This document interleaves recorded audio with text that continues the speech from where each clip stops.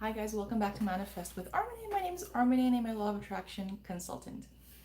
So welcome back to my channel, or I don't know if this was just suggested to you, but welcome. I'm here to answer any questions you may have about Neville Goddard's teachings, Abraham Hicks' teachings, anything related to the law of attraction.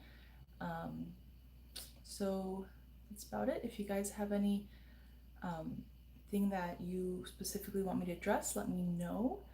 Um, let's see, the last time I did a live, it was around this time, and quite a bit of you were online.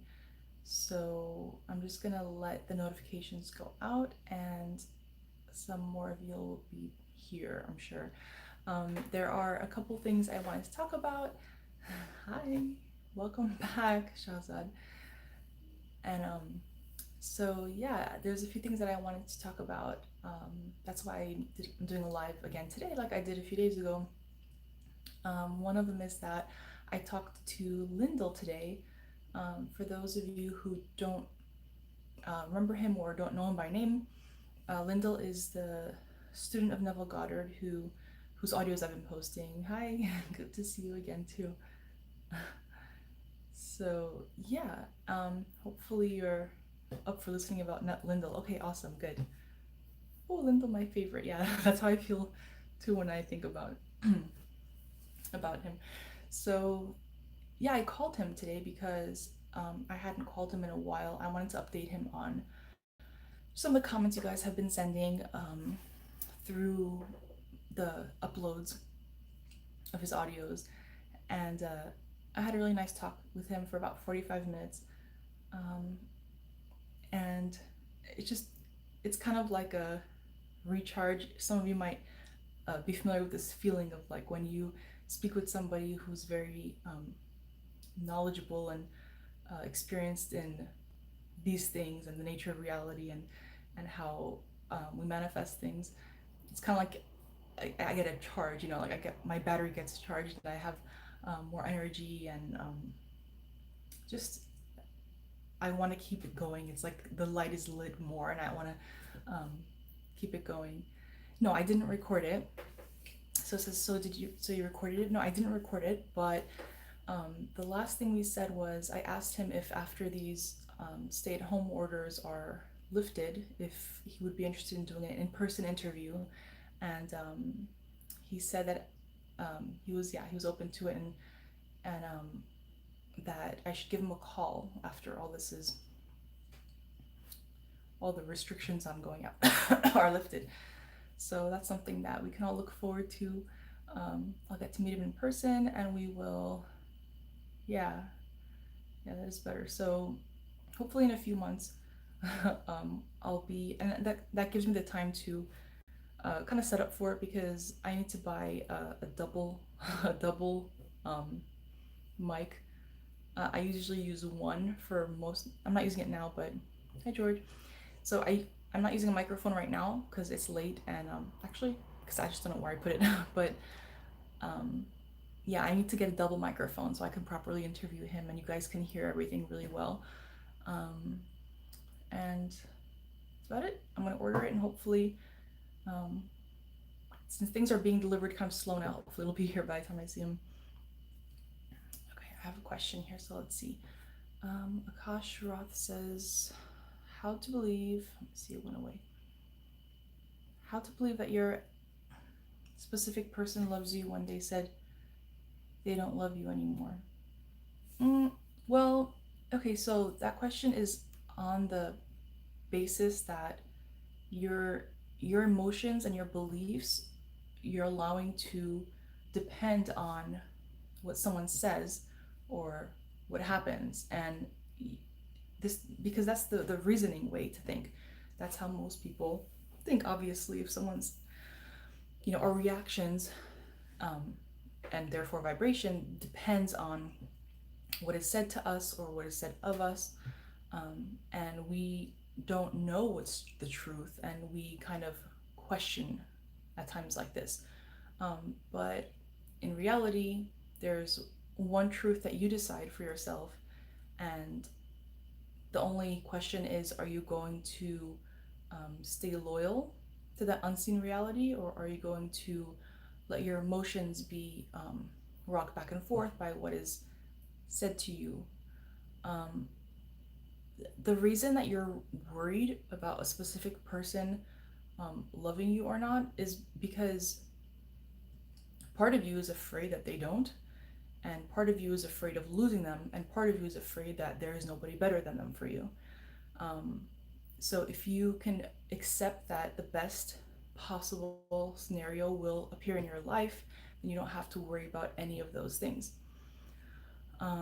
So that's what I recommend. I mean, it's you'll realize once you accept that, and once you give yourself that freedom that you already have inside, but once you kind of allow that freedom to um, be experienced by you on that topic, then you'll realize how unnecessary and counterproductive it was to kind of be thrown around emotionally by everything that the person says or someone else might say about your relationship.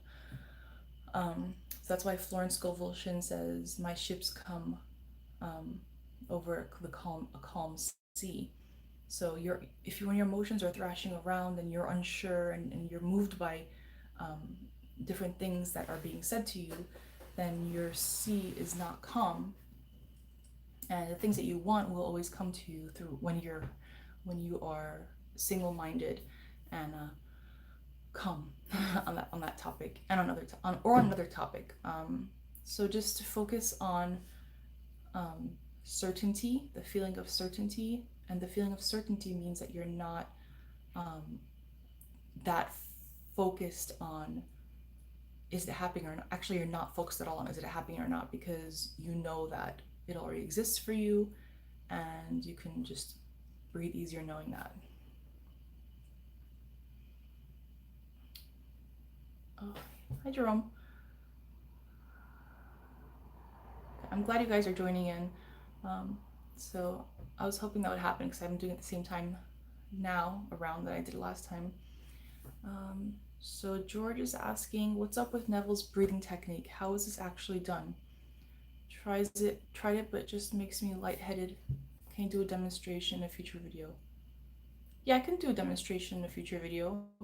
Um, don't worry so much about that though, because if it appeals to you, you probably already have a natural knack for it in the first place. So if there's any confusion about it, it's more than anything, more likely than anything, it's that because you're wondering if you're doing it right. And if you feel lightheaded, that's okay, because um, you might notice that when you feel yourself into a state, what often happens is that you feel a little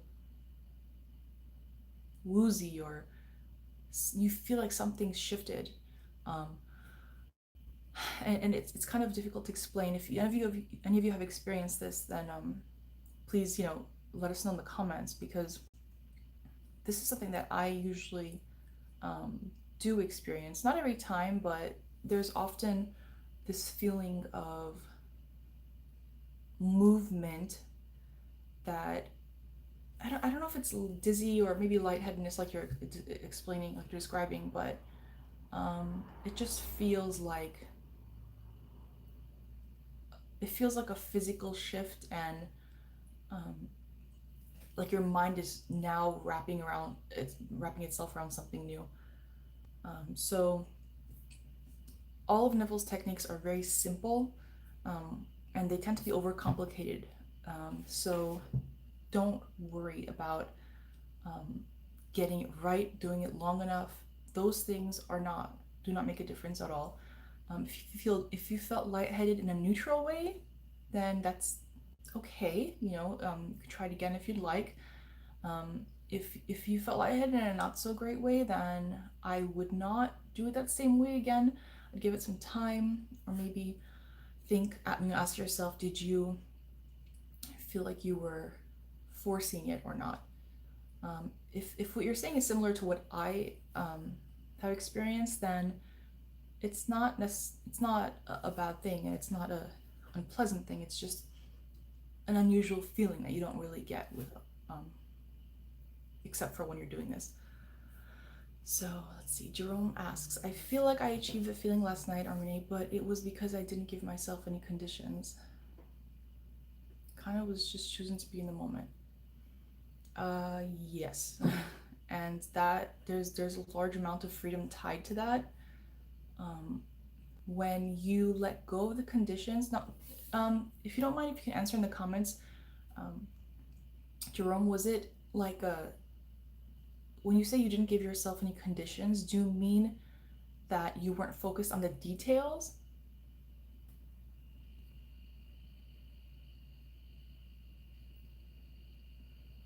I'm just gonna wait for you to answer. So, um, yeah. So when you say you think it worked because you didn't put any conditions, if it's that you weren't really focused on the details and you weren't really tied to waiting for the evidence and like tying it to the condition of the evidence showing up, and wondering when that'll be. Yeah, so that's basically obviously that like you said, that's being in the moment, and that's freedom from being very conscious of the cause and effect, because cause and effect is very important. But when you're thinking about the effect, then you're not actually creating the cause. When you're creating the cause, you're already assuming that you're there, so you can't possibly be focused on okay the evidence. You're really just in that moment, um, lingering in it, and feeling the way you want to feel. So let's see. All right.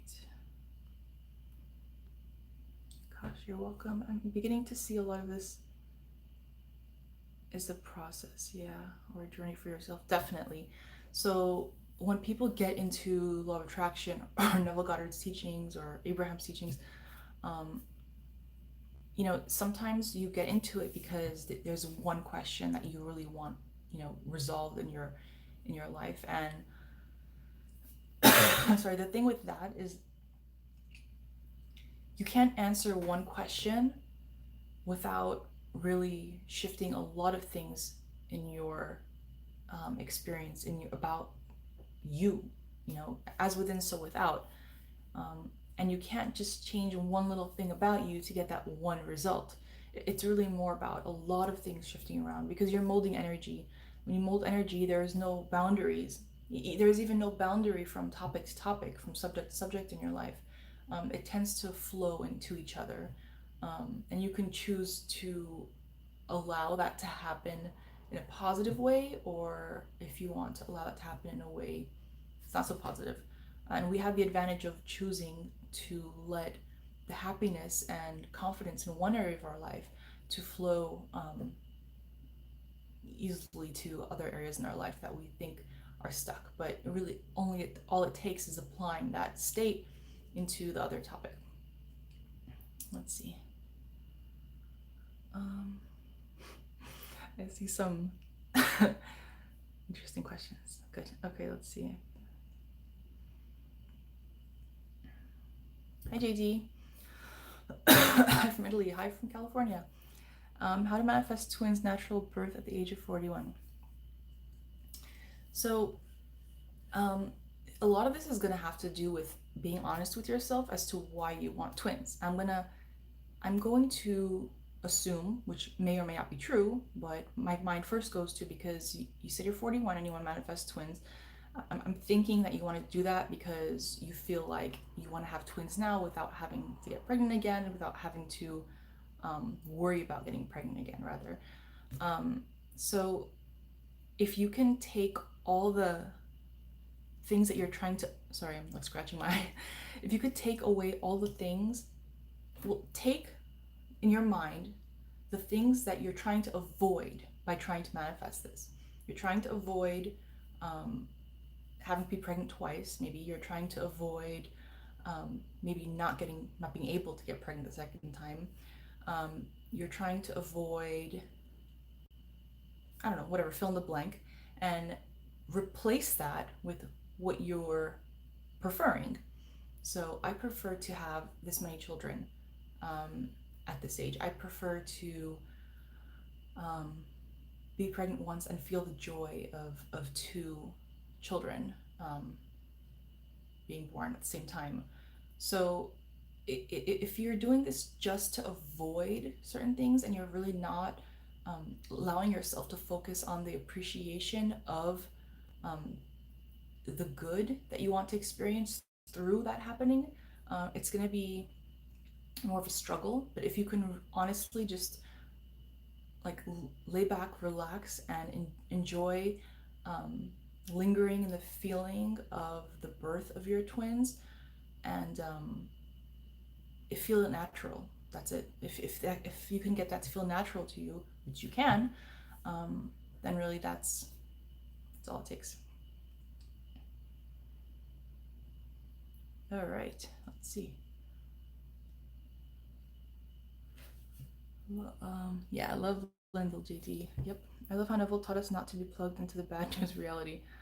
Um, yeah, because news is someone telling you something, and it's not at all about choosing what your state is. I mean, actually, I mean, a large part of bad news is there to help us to choose what we do prefer. So it's that contrast. I mean, I wasn't focused on the. Okay, Jerome says for the feeling state. I mean, I wasn't focused on the pedantics, like how visual I was, how many times. Yes, exactly. I wasn't too fussed about the feeling either. I just chose to have faith that even the smallest words or visualizations are allowing me. Exactly. Okay, that's perfect. That's perfect. That's perfect, and I love that I think I mentioned this last time that you're really focusing on you're accepting. You've accepted that the smallest thing you do will make a change, will make a difference, because it will. And the only reason that we may not experience it that way in things that we so much want is because we're thinking, I want it so much, I gotta feel a big change, I gotta do a big process before anything shows up, because you feel like there's so much tied to this emotionally that only a big process, a very involved and specific process would solve it. So yeah, it's perfect, and I'm really glad um, that you're able to join us today so you could share that. Let's see. Hi, Wes. Why so late? Half of America are asleep. Yes, half of America is asleep. But once I tried doing this in the afternoon, and there were really not a lot of people who were subscribed to me who were able to go on, and I heard a lot of people asking me to do it earlier in the day or later in the day. So sometimes I do this around noon or 1, which was more common before, and lately I've been doing this around midnight or 1 a.m. Um, Los Angeles time, because I think a lot of people overseas and the late sleepers in the US are able to tune in. So, but I'm glad to see you here. Let's see. JD Army, thank you so very much for everything you do for us. It is my pleasure. Thank you for the thank you.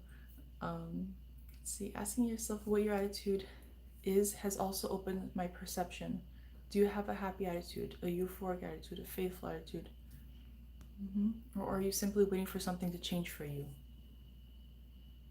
And most of the questions that you see in forums, if you're on any forums here, um, like Law of Attraction or Goddard forums, you'll clearly see that most people who come there looking for answers um, are there because they're waiting for something to change for them, not because. So, like Lundell says, attitude awareness.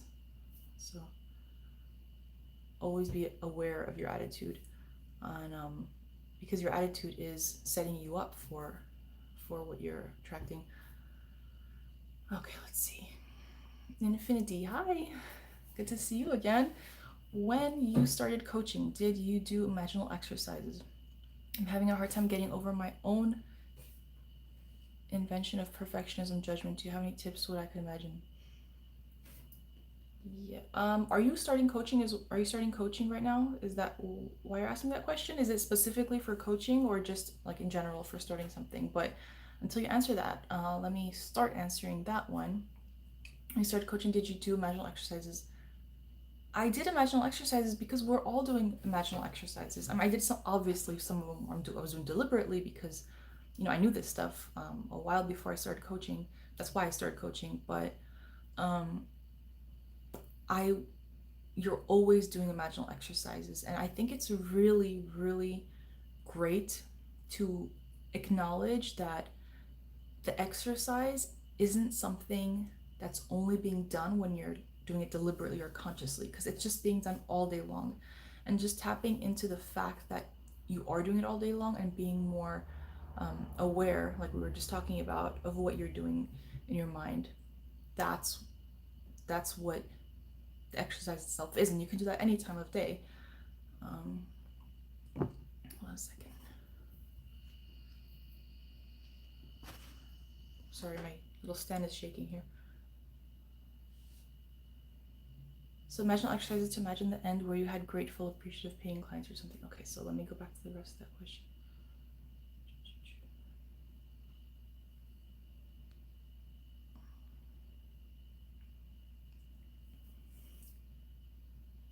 Oh, okay, yeah. Okay, so I did actually a lot of trainings where a lot of the advice was to get over perfectionism because in the beginning, and mostly in the beginning, and the beginning could be a long time, and it kind of was for me. You're gonna feel like anything you say or do is being judged because, and this is in the beginning of any job, I'd say. Like when you first start, it doesn't really matter how much experience you have, how much knowledge you have in that subject. When you start communicating with people about that topic of your expertise, let's say, um, you're go- I mean, maybe there are people who don't feel like this, but the vast majority of people are going to feel like I want to be perfect. I don't want to come off looking like an imposter. I don't want to come off phony. And you know what? Sometimes you might come off looking phony only because, not because you don't know what you're talking about, not because you don't know what you're doing, but because you're just nervous in the beginning. And that's perfectly fine. And instead of laying in bed at night and going over all the moments that where you embarrass yourself, instead of doing that, you can revise it. Um, or if you don't want to tie it to something that already happened and you want to avoid embarrassing yourself in the first place, then just see yourself like you said. Um, you're saying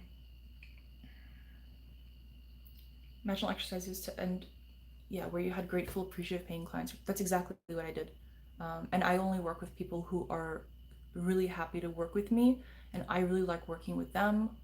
We are very compatible, and it just works out that way. Like I can say every single person who's reached out to me to work with me, I really um, enjoy their company, their virtual company, and they're happy to pay me. Like I don't if someone has is not happy to pay me, or if it's a first of all, if people can't afford my coaching, I will not turn someone away because they can't afford it. There's always something we can work out. If I know that they're enthusiastic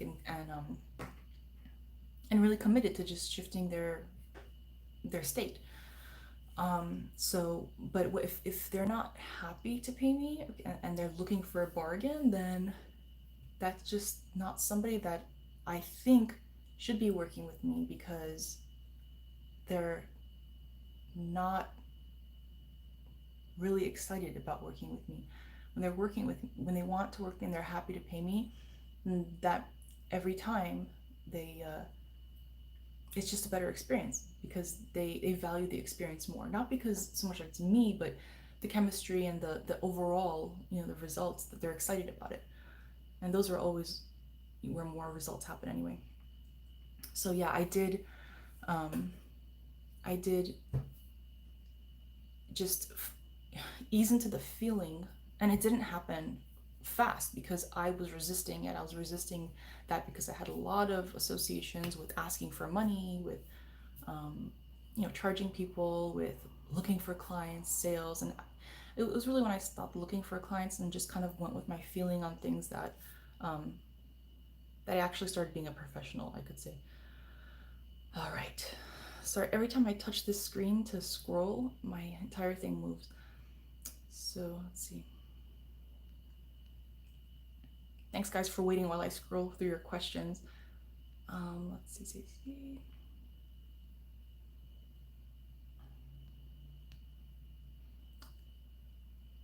So as for infinity, for tips of what you can imagine, just imagine people happily working with you, reaching out, excited to work with you. But most importantly, imagine them telling, um, coming back to you with the stories of their successes and manifestations. Um, because that already implies that you worked with them and you like them because of your happiness for them, and that they enjoyed working with you from their tone and they have the results. So it's really, um, yeah, feel free to rewatch because I've rewatched a ton of things before I really felt like I'd had enough. Let's see. I'm gonna scroll again, because this was back. Smallest, yeah.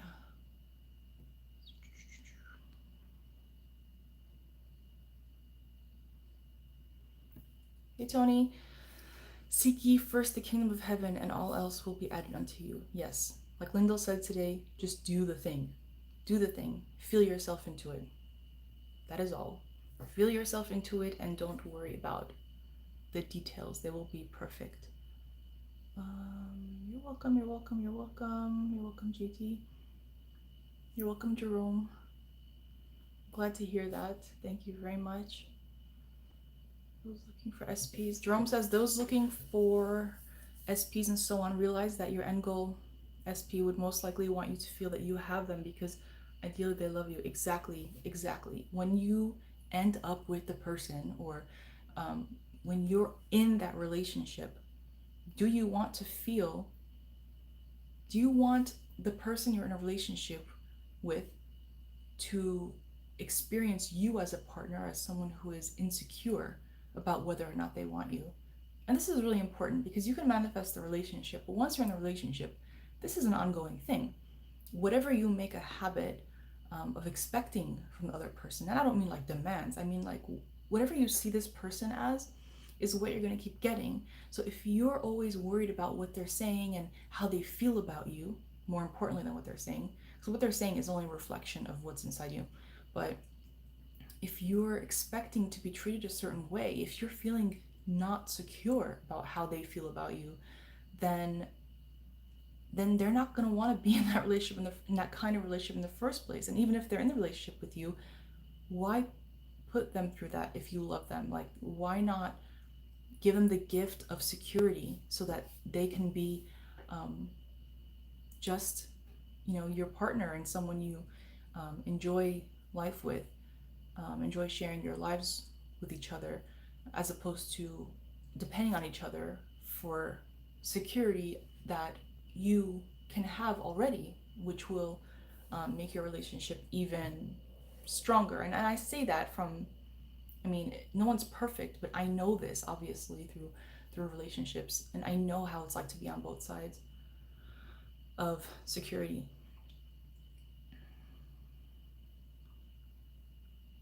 Alrighty. Let's see. I hope you guys aren't like wanting to throw up from all the shaking that's happening.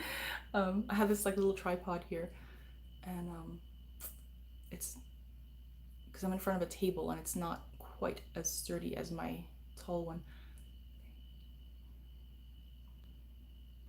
George says, I knew there was a good reason I stumbled upon your channel a couple weeks ago. I love your calm demeanor and how you explain law of attraction. Thank you very much, and I'm glad you joined too. Happy we're all happy. Infinity, I had the idea that I wanted to start coaching, but maybe I just want to contribute to people, to start a business where I can share from the things I learned from Abe and Neville and applying it.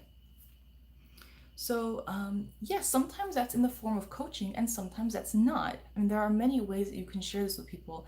And I think, like, I'd really like to suggest to you, because I've been where you are in this case, in this part of your life. I've kind of experienced that in some way, shape, or form. And I really suggest that you, for now, don't tie money and your income and your financial security on your coaching or on this subject itself. And I'm not saying that because it can't, because you might not make money doing this. I'm just saying that because it will happen naturally, and if you very like very if you feel like you have to do certain things in order for this to work out, in order to be successful, then that's going to put a damper on your entire process. So just know that, you are God. Be still and know that you are God, and trust that you are supported. Like Florence Scovel Shinn says, one of her students had said, "I'm the daughter of a king." You should feel that way, that whatever you do, you are supported. You are supported financially, in from some channel or from several channels, for income to come to you regardless of what business you are starting. So go with, first of all, feel yourself successful, feel yourself abundant, feel yourself financially secure and feeling good, and know that that's not an issue. And then from that, once you've established that feeling, and then allow yourself to be open to different ways that you can share this information that will make your process just so much more joyful and effective. Alrighty.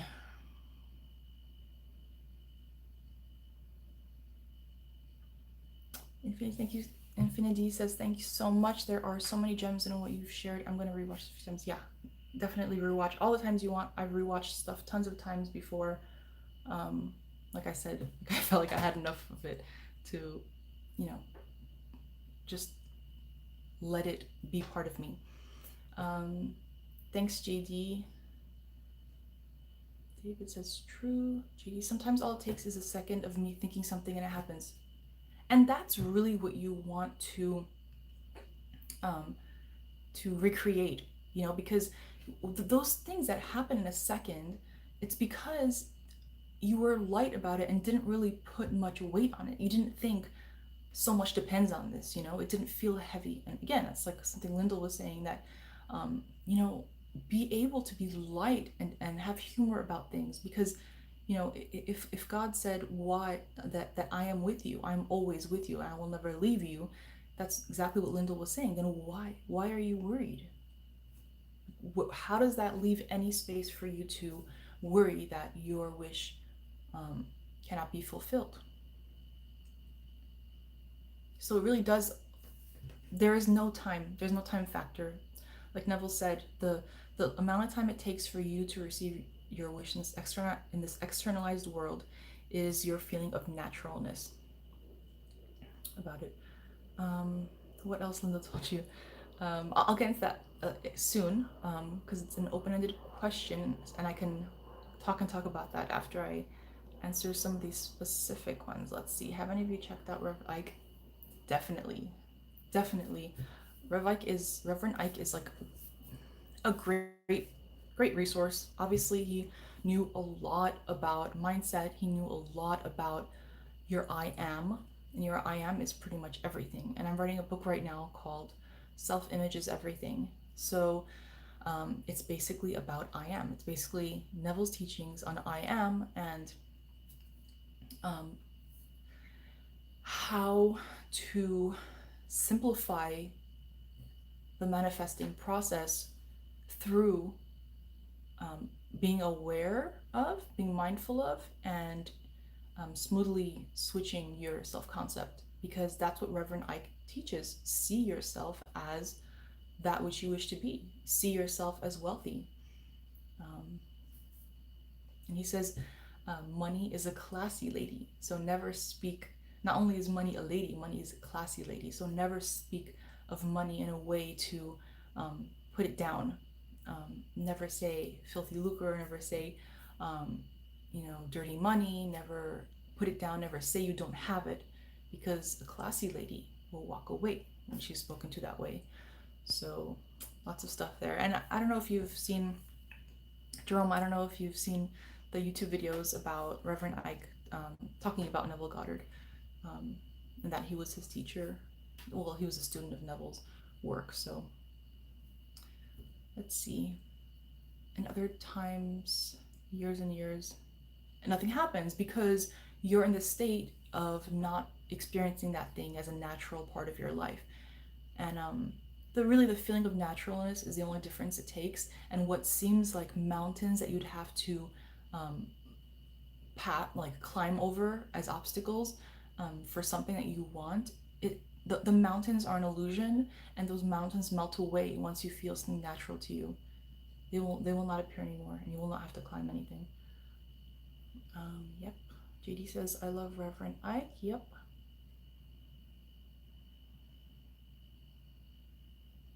You've read this book, Thinkonomics.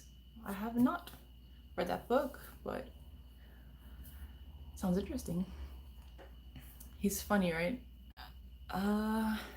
Lyndall or Reverend Ike? I don't know who we were talking about when you said that, but Reverend Ike recommends Neville's Resurrection. Yes.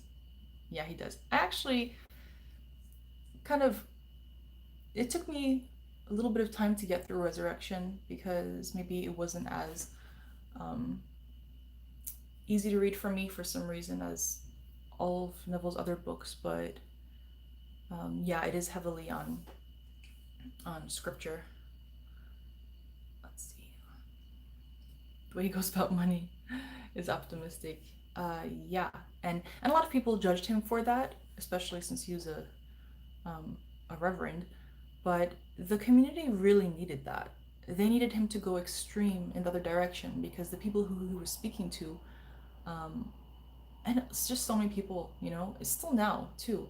The majority of the population, I'd say, really needs that kind of smack in the face and go the other extreme on just the approach to money. Yeah, the so we're talking about Resurrection, Neville's book, not Resurrection, like the story in the Bible. Our next favorite book after Bible is Resurrection by Neville. I have been looking for something to read. Yep, you could probably find a PDF online. I'm not sure, but it's good to have it. The book that I have that's entitled Resurrection by Neville, it actually not only has Resurrection, but it has a bunch of other his books in it too. It's from the 80s, but it says Resurrection, but what you get is a fatter book with more in there. Yeah, God is you. Yes, Tony, God is you. Read Abdallah by Walter Celan. Thank you, Ahmed. Attention minus effort. Yeah. It's not the same kind of effort that we're used to. We're used to like having to put effort into things, as in like work ethic, like we would in the workplace, but that's not what it is at all. It's the only effort is the mental attention, where you're putting the attention, and that should feel like ease. It shouldn't feel like work or effort in that sort. Totally. JD says, Armene, you are so right. Sometimes we forget to be like children. Yep. Hi, Vidya Mira. I hope I'm saying that right. I'm probably not, but I want to manifest my life partner. Is the right time to achieve since the world is vibrating in different frequencies? The world is vibrating on countless frequencies all the time. So the time is now. Now is the appointed time. That might sound familiar to some of you, but just linger in the feeling of already being with your partner. It doesn't matter. The world is your world. You're creating your world, and that is not the same as the world as we see it objectively. That current events news sees. the world is your world, and you can manifest right now. Now is the time. Let's see. Lyndall, good post. Hi, good morning. Good morning. Vindy, thanks so much. I've been blocking off a lot of bridges because I decided it had to go through a certain way through coaching. Thanks. Yeah, don't limit the ways money's gonna come to you, and because that puts pressure on your new adventure that you're going on. If you do want to coach, or you do want to teach people in some way, then do that, and know that it is a very probable way to have money coming to you, but be open to many ways money coming for you, and don't put the pressure on it happening that way right away in a certain way. Life partner care about feelings of others in regards to. Yeah, that's a good point, Jerome. So Vidya Mira, would you want your partner is somewhere right now, and would you want him to be thinking, well, I don't know if I should attract her right now, if I should feel having her right now, because maybe it's not the right time. If you desire it now, then now is the time.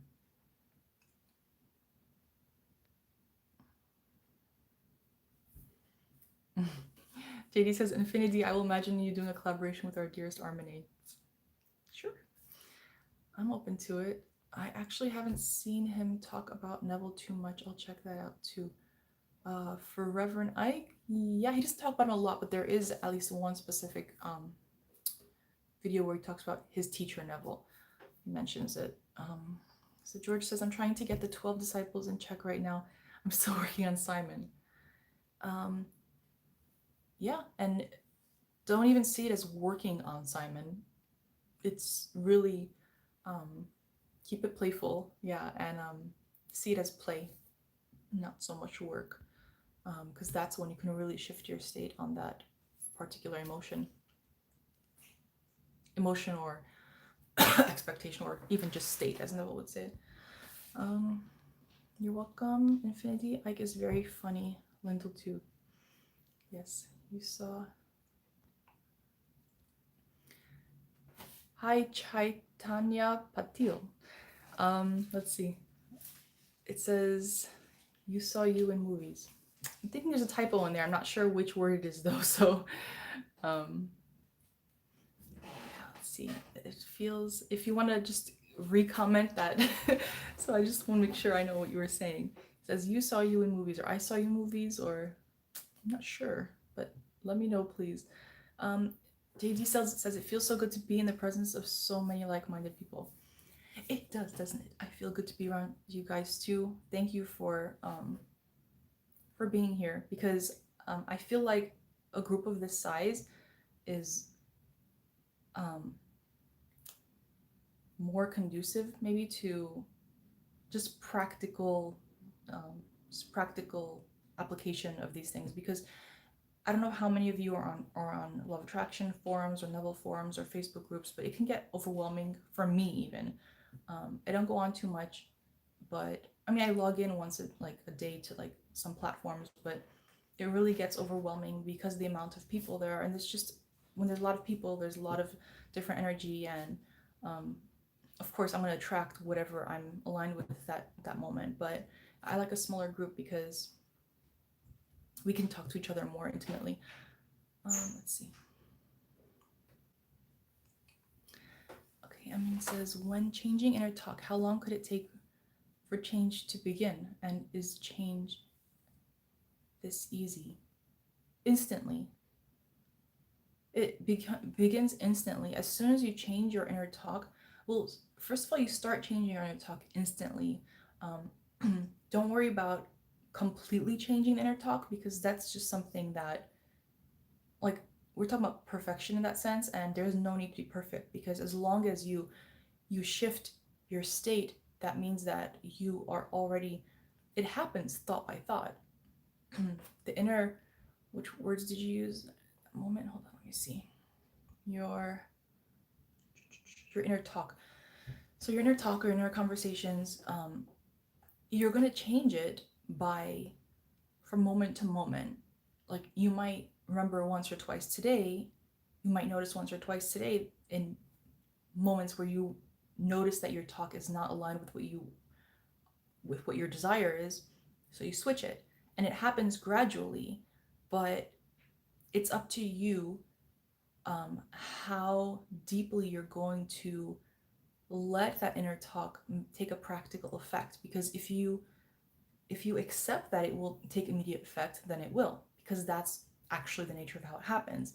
If you feel like you need to do a lot of changing in your inner talk in order to see a difference, then it's going to take a long time. But I will tell you, by just stopping once or twice to switch your inner conversation, you'll already see a difference in that part of your life. I mean, like, I'm talking about like within a day or two, like you'll start seeing things that will show that something is changing.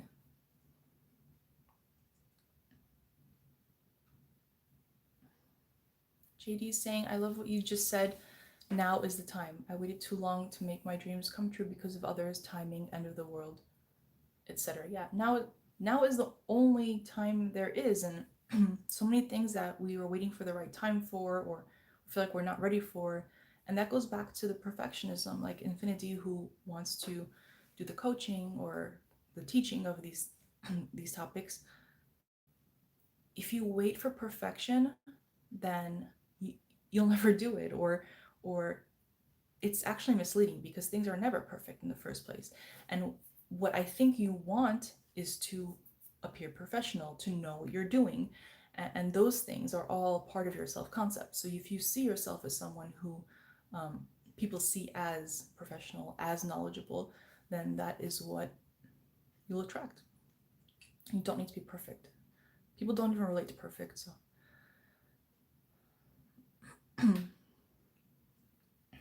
hi, Derek. Derek says, Armani, what is the biggest and fastest thing you've manifested?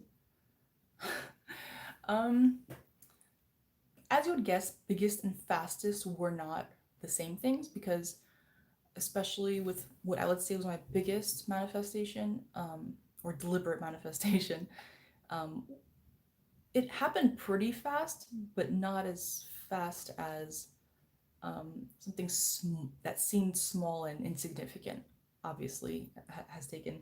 So I'd say the biggest thing was my relationship, because I was living a very different life that where I knew wasn't for me, and I had lost sense of who I was and what my wishes and desires were. Um, and I can't blame that on anybody else, but I had made choices that put me in a lifestyle that I felt like um, I couldn't be who I am. And I couldn't, which basically means I felt like I couldn't feel light about things. I felt like I was, you know, a wife in a lifestyle that I was just filling a role. So when I when I learned about law of attraction and I understood that everything is a result of what we're thinking and feeling, I allowed myself to explore the possibility of what it would feel like for things to feel more me. And so that's what I did. And that's how I went from um, the end of a very long depression. I'd say 10 years. It was a 10-year depression. And of course, like, it started light and then it got worse and worse as I went deeper into my choices that were not aligned with what I wanted in my life.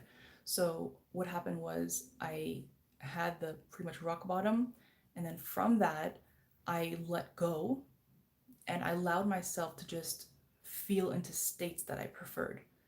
And you know how they say when you really at your lowest point, you have the opportunity to spring highest. And that's true, but that's not the only. It's not that it's only those times where you can make the most progress, but it is a time that you can make a very good progress. So when I was feeling that low, it was kind of like a trampoline effect. Like, you're low, and then if you can just let yourself feel free and explore the feelings of possibly feeling better, you might be surprised at how fast you will um, get in touch with that freedom of being yourself again, and the possibility of the hope for a second chance, or just anyway, I'm going like really off on this, but basically it's my relationship. And I felt like I went from not knowing, being in a relationship where I knew it wasn't for me, um, to, ending that, coming to terms with that, being at peace with being divorced. And then I fell asleep every night imagining that I was with somebody who I felt um, was for me and I was for him, and that we felt really um, at peace with each other and really appreciative of each other. And I didn't really have a face at that time, but I felt exactly what I wanted to feel like, and I would fall asleep that way. And it only took a couple of months, and that person, pretty much walked into my life, and that was 9 years ago. So that's the biggest thing I think I've manifested deliberately, and that was the first thing that I thought, what the heck? Because when the first time that like we embraced each other, I felt exactly um, how it felt when I was feeling it real. Um, and that's when it hit me, like in that moment, like, wait a second, I've been here before. I felt this before. Um, because I wasn't doing those things at night in order to get a result. I wasn't waiting for it. I was feeling into it so naturally that I felt like it was already done. So I wasn't searching for the manifestation in physical, in this outer externalized world. But when it did happen, it clicked. I was like, whoa, whoa. Like even like things he said to me were things that in my mind I felt someone how it would feel if someone said those things to me. So I would say that was the biggest thing. Another thing that took longer for me, definitely more than a few months, was feeling more confident in my finances, because um, I don't want to bore you guys with that now, or I don't want to like spend too much time on that because it's not what all of you are interested in manifesting. But I went from being really uncomfortable with money and very worried about money, although I wasn't actively worried about it, but I was not stable in my confidence about it, and to manifesting things little by little, um, smaller visualizations, because I felt like it was a very big jump for me to imagine myself very financially successful and having a lot of income and being very secure in that sense. So I did it in what I would call more baby steps, but each of those steps were pretty big too, and they all fell together in ways that are beyond reason. And I remember when along that process a lot, and that really helped. So wow, I talk about that a lot. I guess I like to talk about myself, but let's see.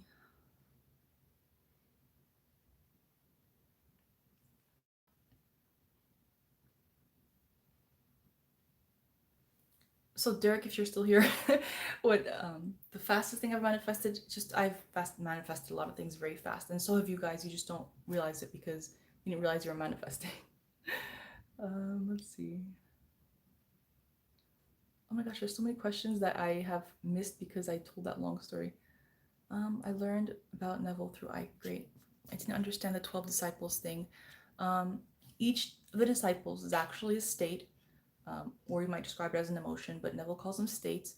And if you have access to a metaphysical Bible dictionary, um, I really think you'd be interested in learning about that through that, because Neville actually learned and studied the metaphysical Bible dictionary, and it will make a lot of things more clear. When Rev Ike was speaking on it, 30 simple words change your thoughts. Yep. 12 disciples is my favorite, and they are 12 qualities of mind. Yep. Hi Armine. Hi Jackson. I was watching an Illumination Joy video where she did a cookies manifestation video, and when I watched her results video, I ended up finding cookies downstairs myself. Yeah, that happens a lot, and the reason you notice that is because you were on that frequency of it. You were aligned with that. Um, you might have been around cookies anyway, but you would not have noticed and made a connection. Let's see. Can you tell the steps in manifesting a life partner with desired qualities? I think I kind of just did that in talking about my story, but so I don't want to like go too much on that topic because again, everyone wants to manifest different things here, but hopefully you were here when I went into that story. Basically, I recommend falling asleep, feeling that person with you, feeling what it feels like to be in that relationship, to have them close to you, what they're saying to you, what you're saying to them. Just feel your way through it and don't worry about the details. Do I believe in parallel realities? Parallel realities is a title, and I don't really, I think titles confuse things, but yes, parallel realities, everything exists now. Creation is done, so everything exists now. The possibilities are, countless. So yeah, that's what parallel realities is, right? I guess maybe don't call them parallel realities, but that is what they are. And yes, of course, it's all what we're tapping into that we will end up experiencing. If you start focusing on small details too much, Jerome says, it can get hella tenticky. Yeah. Yep. You start saying, but I didn't feel that's missing, and so on. Hi from England. When I read these messages, like when I'm not talking about that one thing anymore, it's confusing for me because I don't catch them fast enough to realize what you were referring to. So Jerome, when you said, and you start saying, but I didn't feel that's missing, and so on. I don't know what that was referring to, but hey from England. Hi Mark. Start by having complete faith that you have it all and better, and then if you want to increase feelings of other qualities, go for it. Yep. Maybe if I'm intruding. I don't remember when you said that either. Jackson Brown, Dolores Cannon has great videos on that subject, and also Brian Scott. Hi Harmony. It says hi harmony. I'm not saying hi harmony, but I love how you explained. JD says, I love how you explained that it is not about changing the state that you're in, but changing states. It's not about changing the state that you are in, but changing states. Yeah, the state's always there. You're changing states. Yep. Yeah, but in relation to manifesting, okay. JD says your current state is a room and the state you want to be is another room. You just need to leave, enter the other one. Yep. That room remains. You just move to another one. Thanks, Derek, for letting me know that you did hear what I was saying.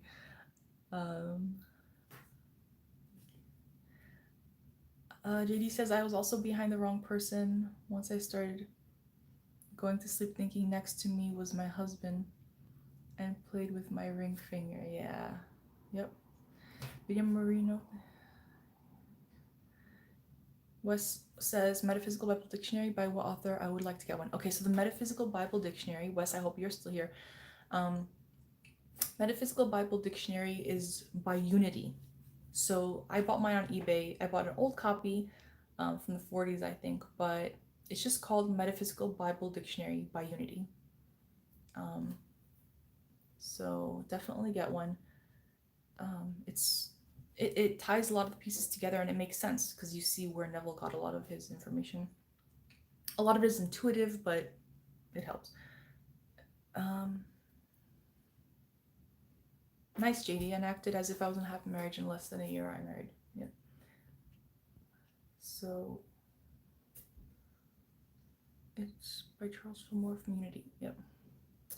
Thank you, ma'am, for answering. You're welcome. What do you think about healing crystals and metaphysical? Baby girls. Okay, so the healing is something that it's within you. First of all, you are well-being. Now, crystals can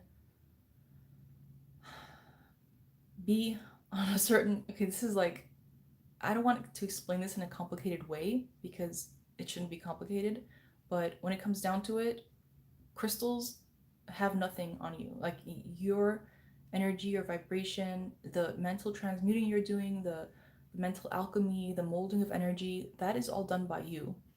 So if you are aligned with the properties of that crystal as they're described in crystal metaphysical healing, then that crystal will appear to you. If you are very far from the frequency of what that crystal says you are going to achieve, that crystal will not even appear in your life. So, but does it ultimately matter? No, the healing is done through you. The frequency is chosen by you. You decide the state you're in.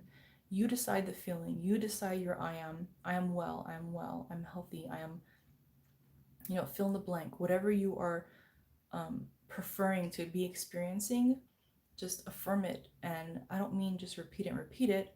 Repetition is an important part of it sometimes, but it's really just about feeling yourself into the state of it.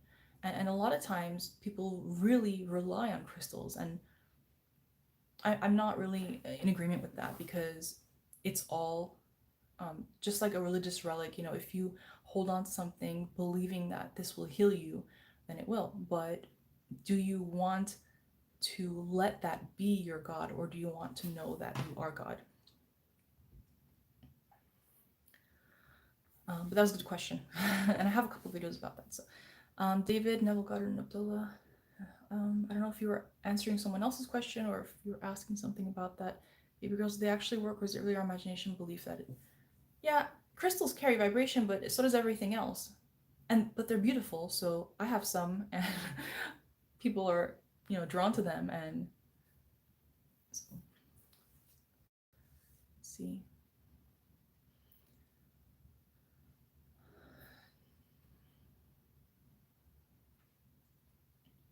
So Jackson's asking, do you sense a change is coming, that you've implanted the subconscious correctly?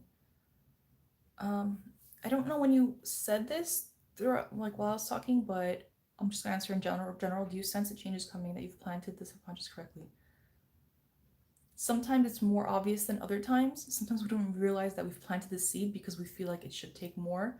But just by assuming that the change is done, then that means the change is done. So don't wait for the feeling. You choose the feeling. Choose ye this day, like Lyndall was saying today.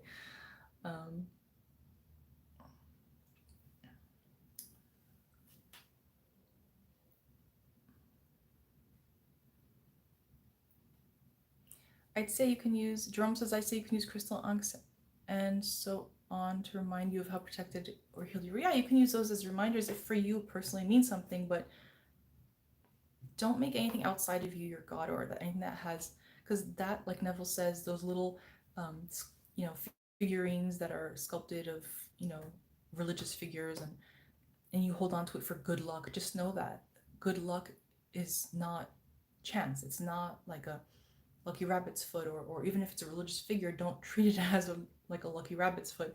It's just that the power you give it comes from you in the first place.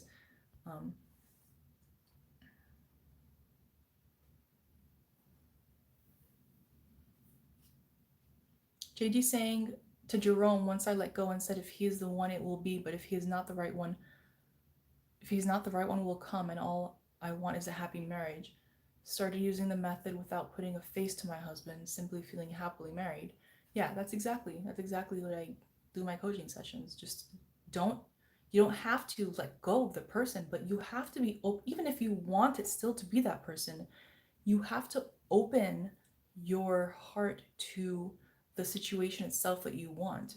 You have to enter the state, and it really helps to not have a face on the person, because it lets you really focus on the feeling more than the characteristics. And do not mistake that as, oh, but maybe he won't look the way I want, or maybe he'll be another person just because I didn't put a face on him. He'll be exactly who feels. It will be the relationship that feels exactly that you are creating in your mind. So focus. Why not focus on how you want it to feel, because that's exactly what you're going to get. You're going to get how it feels. How do you get into a state akin to sleep? Okay, I love this question, and I have a video about this, because it's so much easier than most people want to let themselves believe, because it seems too fun, and it is fun. Like you are in a state akin to sleep every time you're gonna fall asleep. That's what it is. It's the moment before you fall asleep. So just get comfortable and let yourself relax and let go of things just as you're falling asleep, and just do that. Get into a state where you're gonna fall asleep. Relax enough that your mind is not um, it's not alert the way it is during the day. There are different levels of this. Sometimes a state akin to sleep is very drowsy, sometimes it's a little drowsy. It doesn't matter. Don't wait for the perfect moment. Just when you're in that drowsy sort of state, then use that to um, get into the state desired. And again, it doesn't take that much. It just takes a few seconds. And if you fall asleep, then great. If not, that's okay too. If you have more questions about that, let me know. I'm just going to go on to the next question. Do you feel like you had less resistance adding no face? I don't know if that was for me or for JD, but I already said that. I kind of prefer doing without a face, but it's okay if you use the face of the person itself as long as you don't have that attachment of desperation to the face.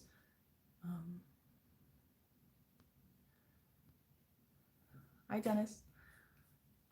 Thank you for joining us. I don't know when you joined. Okay, just a few minutes ago. Great.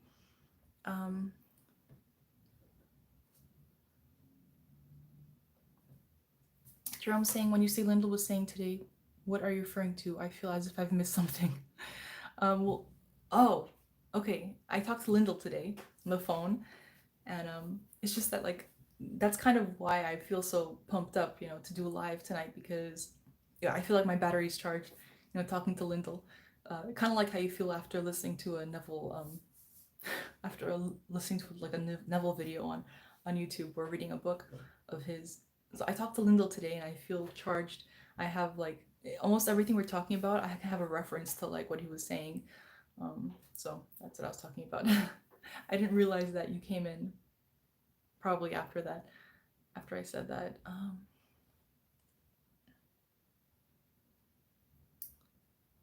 You're welcome, Jackson Brown. Okay, AW. I'm a Black American and I want to manifest a white woman that looks like Kim Kardashian. More serious question. What do you think about sage for good energy? Okay, well, sure. You can manifest whatever you like. Good for you that you know what you want. So more serious question. What do you think about sage for good energy? I use sage sometimes. I don't depend on it, but sometimes I just like the way it feels to sage. So I would say it's not like necessarily like you don't have to go out and buy it just because anyone says that it's a good thing to do.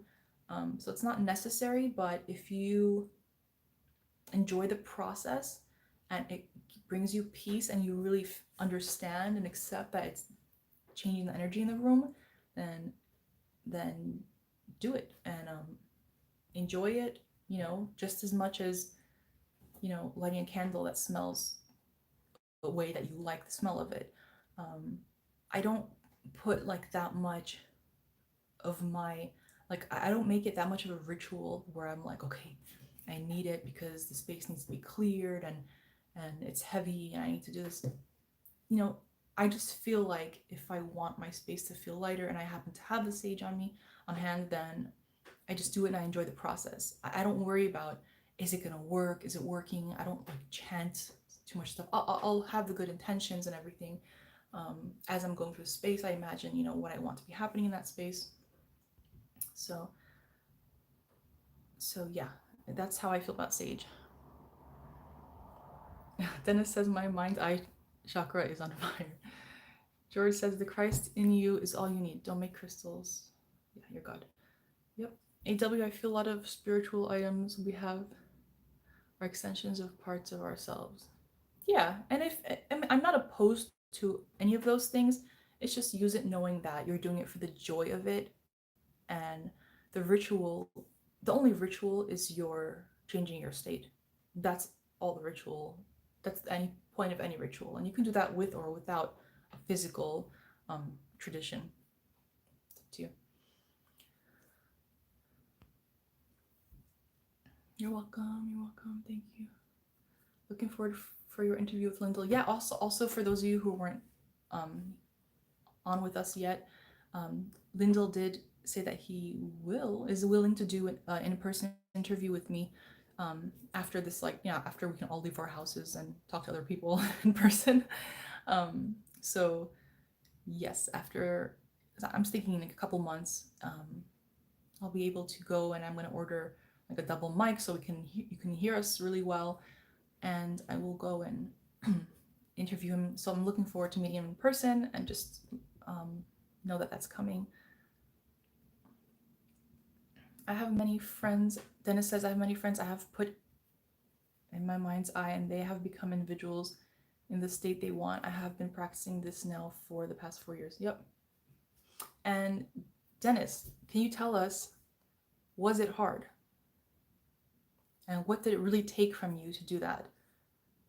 If you could type that in the comments, that would be great, because I really want everyone to know, because I made a video about this myself, about just a couple people who I had seen something for, and it happened, and they were both things that people would think of major manifestations. But tell me, was it hard to see for your friends for the past 4 years you've been doing this? And is it something that takes a lot out of you? Was it hard to do? Was it complicated to do? Tell us more about that.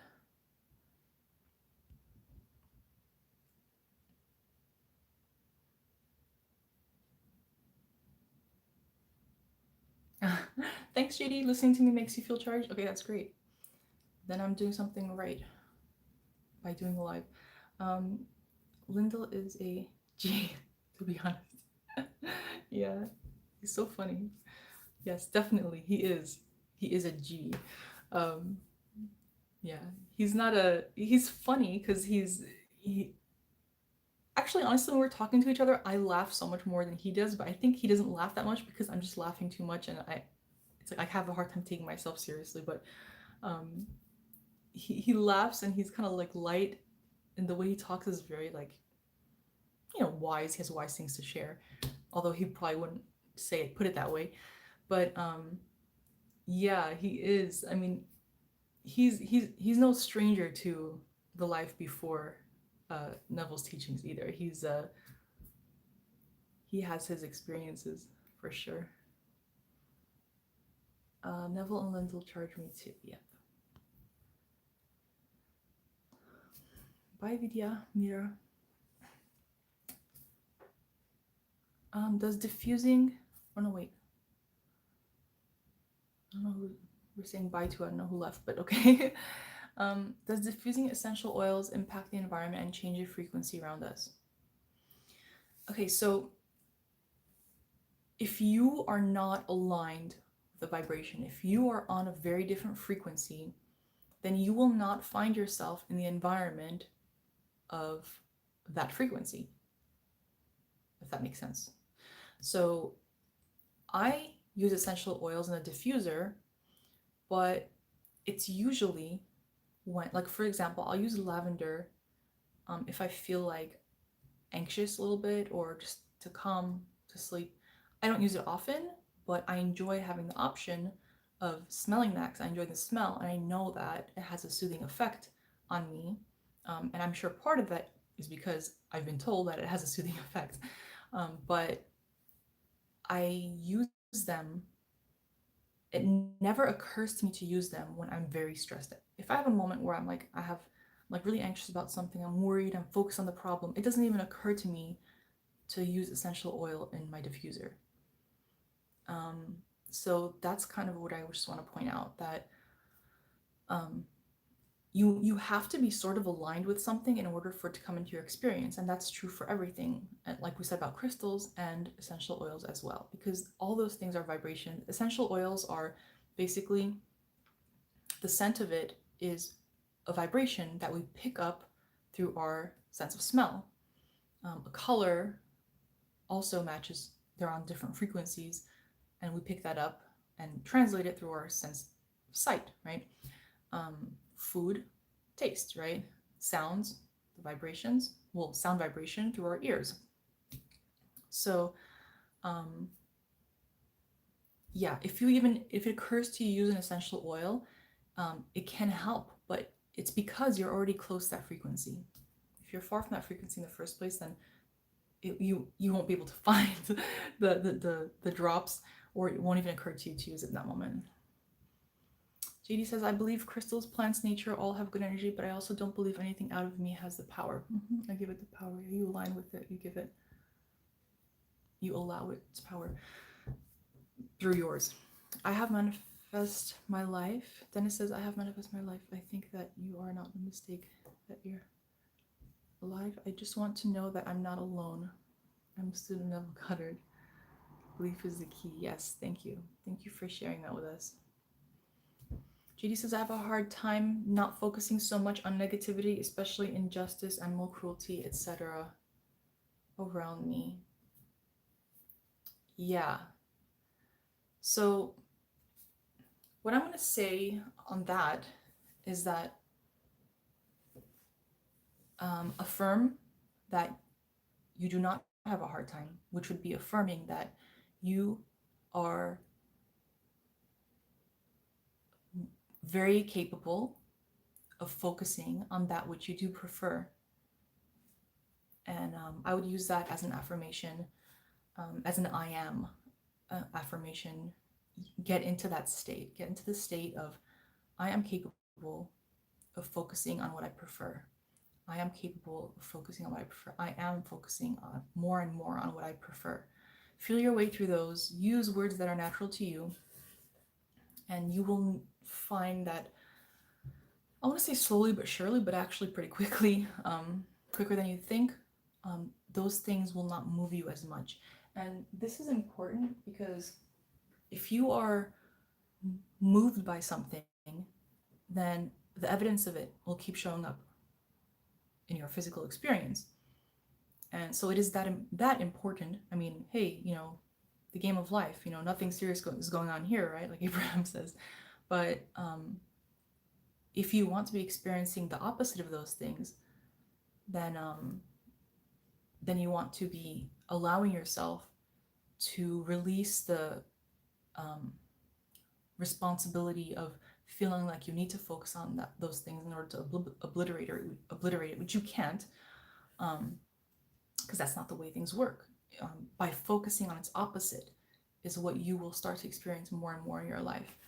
And that will collectively, if more people do that, then it will change in their life, in their life, in their life. And that's how things change in the world. But it doesn't matter what changes in the world, because it will change in your world, and you will see less and less evidence of it as you shift your focus to what you do prefer. So if you're focusing on negativity of injustice, then use your I am to experience justice in the sense of peace and fairness.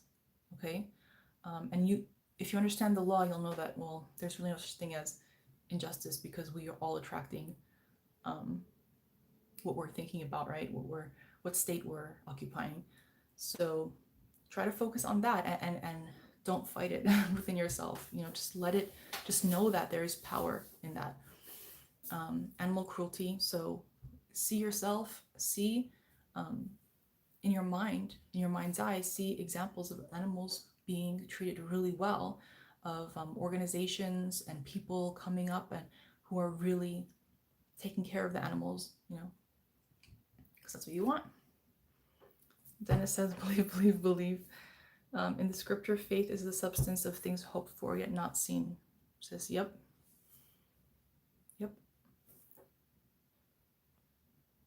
Faith is loyalty to the unseen reality.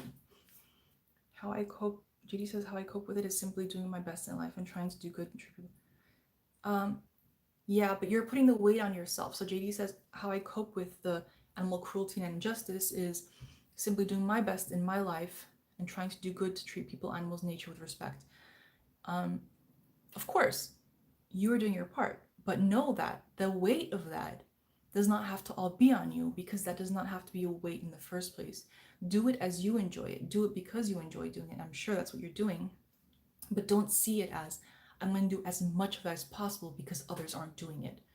Because that's actually preventing others from even occurring to them that they could be taking in animals that are on the street, or, you know, that are in shelters and not being adopted, you know. So don't try to take that weight on yourself. Instead, dissolve that weight in the first place and see every animal having a place.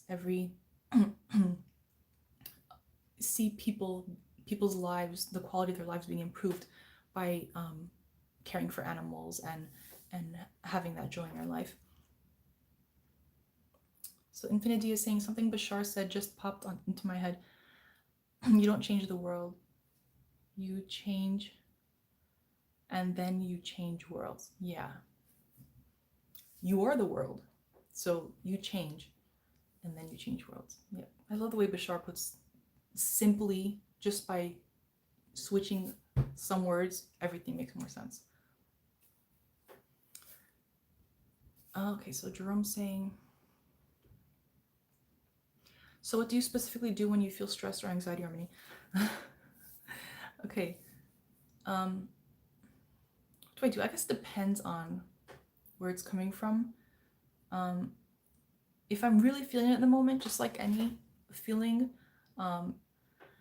you don't want to completely aim for change it the opposite way, because I think it's important to kind of just let it happen and not resist it. And for me, that really pretty much does it, because if I don't fight it, I don't resist it, then it kind of starts to go away by itself pretty quickly. And then at that point, I can just refocus on what I do prefer. And it's really just a matter of thinking, okay, I feel this way right now. What am I thinking about? Because we think that when we have anxiety, it's because of this thing that's always giving us anxiety. But the reason you have anxiety in this moment is not necessarily because of things that usually give you anxiety and it's lingering. No, it's because in every moment you're having anxiety because you're thinking about something in a way that's giving you anxiety, that you are experiencing anxiety because you're in that state of something that doesn't feel good. It's a reality that you're experiencing in your imagination that you don't prefer. And I think that anxiety is just a way to tell us to be, hey, what are you thinking about? You know, what are you feeling about? What are you doing in your imagination? And once you do that, it takes care of itself, even if it feels like a lot of anxiety. So we're empowered with not only, like Neville says, we are Jesus, we are Christ, right? So we have the ability to work those miracles very naturally in our mind, of changing things completely to what we prefer. It really is that. And even if you don't know that, you have that power. But we know that. Like, if you're on this live call, you know that you have that ability, and you have that. It's not just an ability, it's that you are already doing it. It's a matter of, if you're feeling anxiety now, then that's there for you to tell you, hey, what are you thinking about? Non-critical self-observation.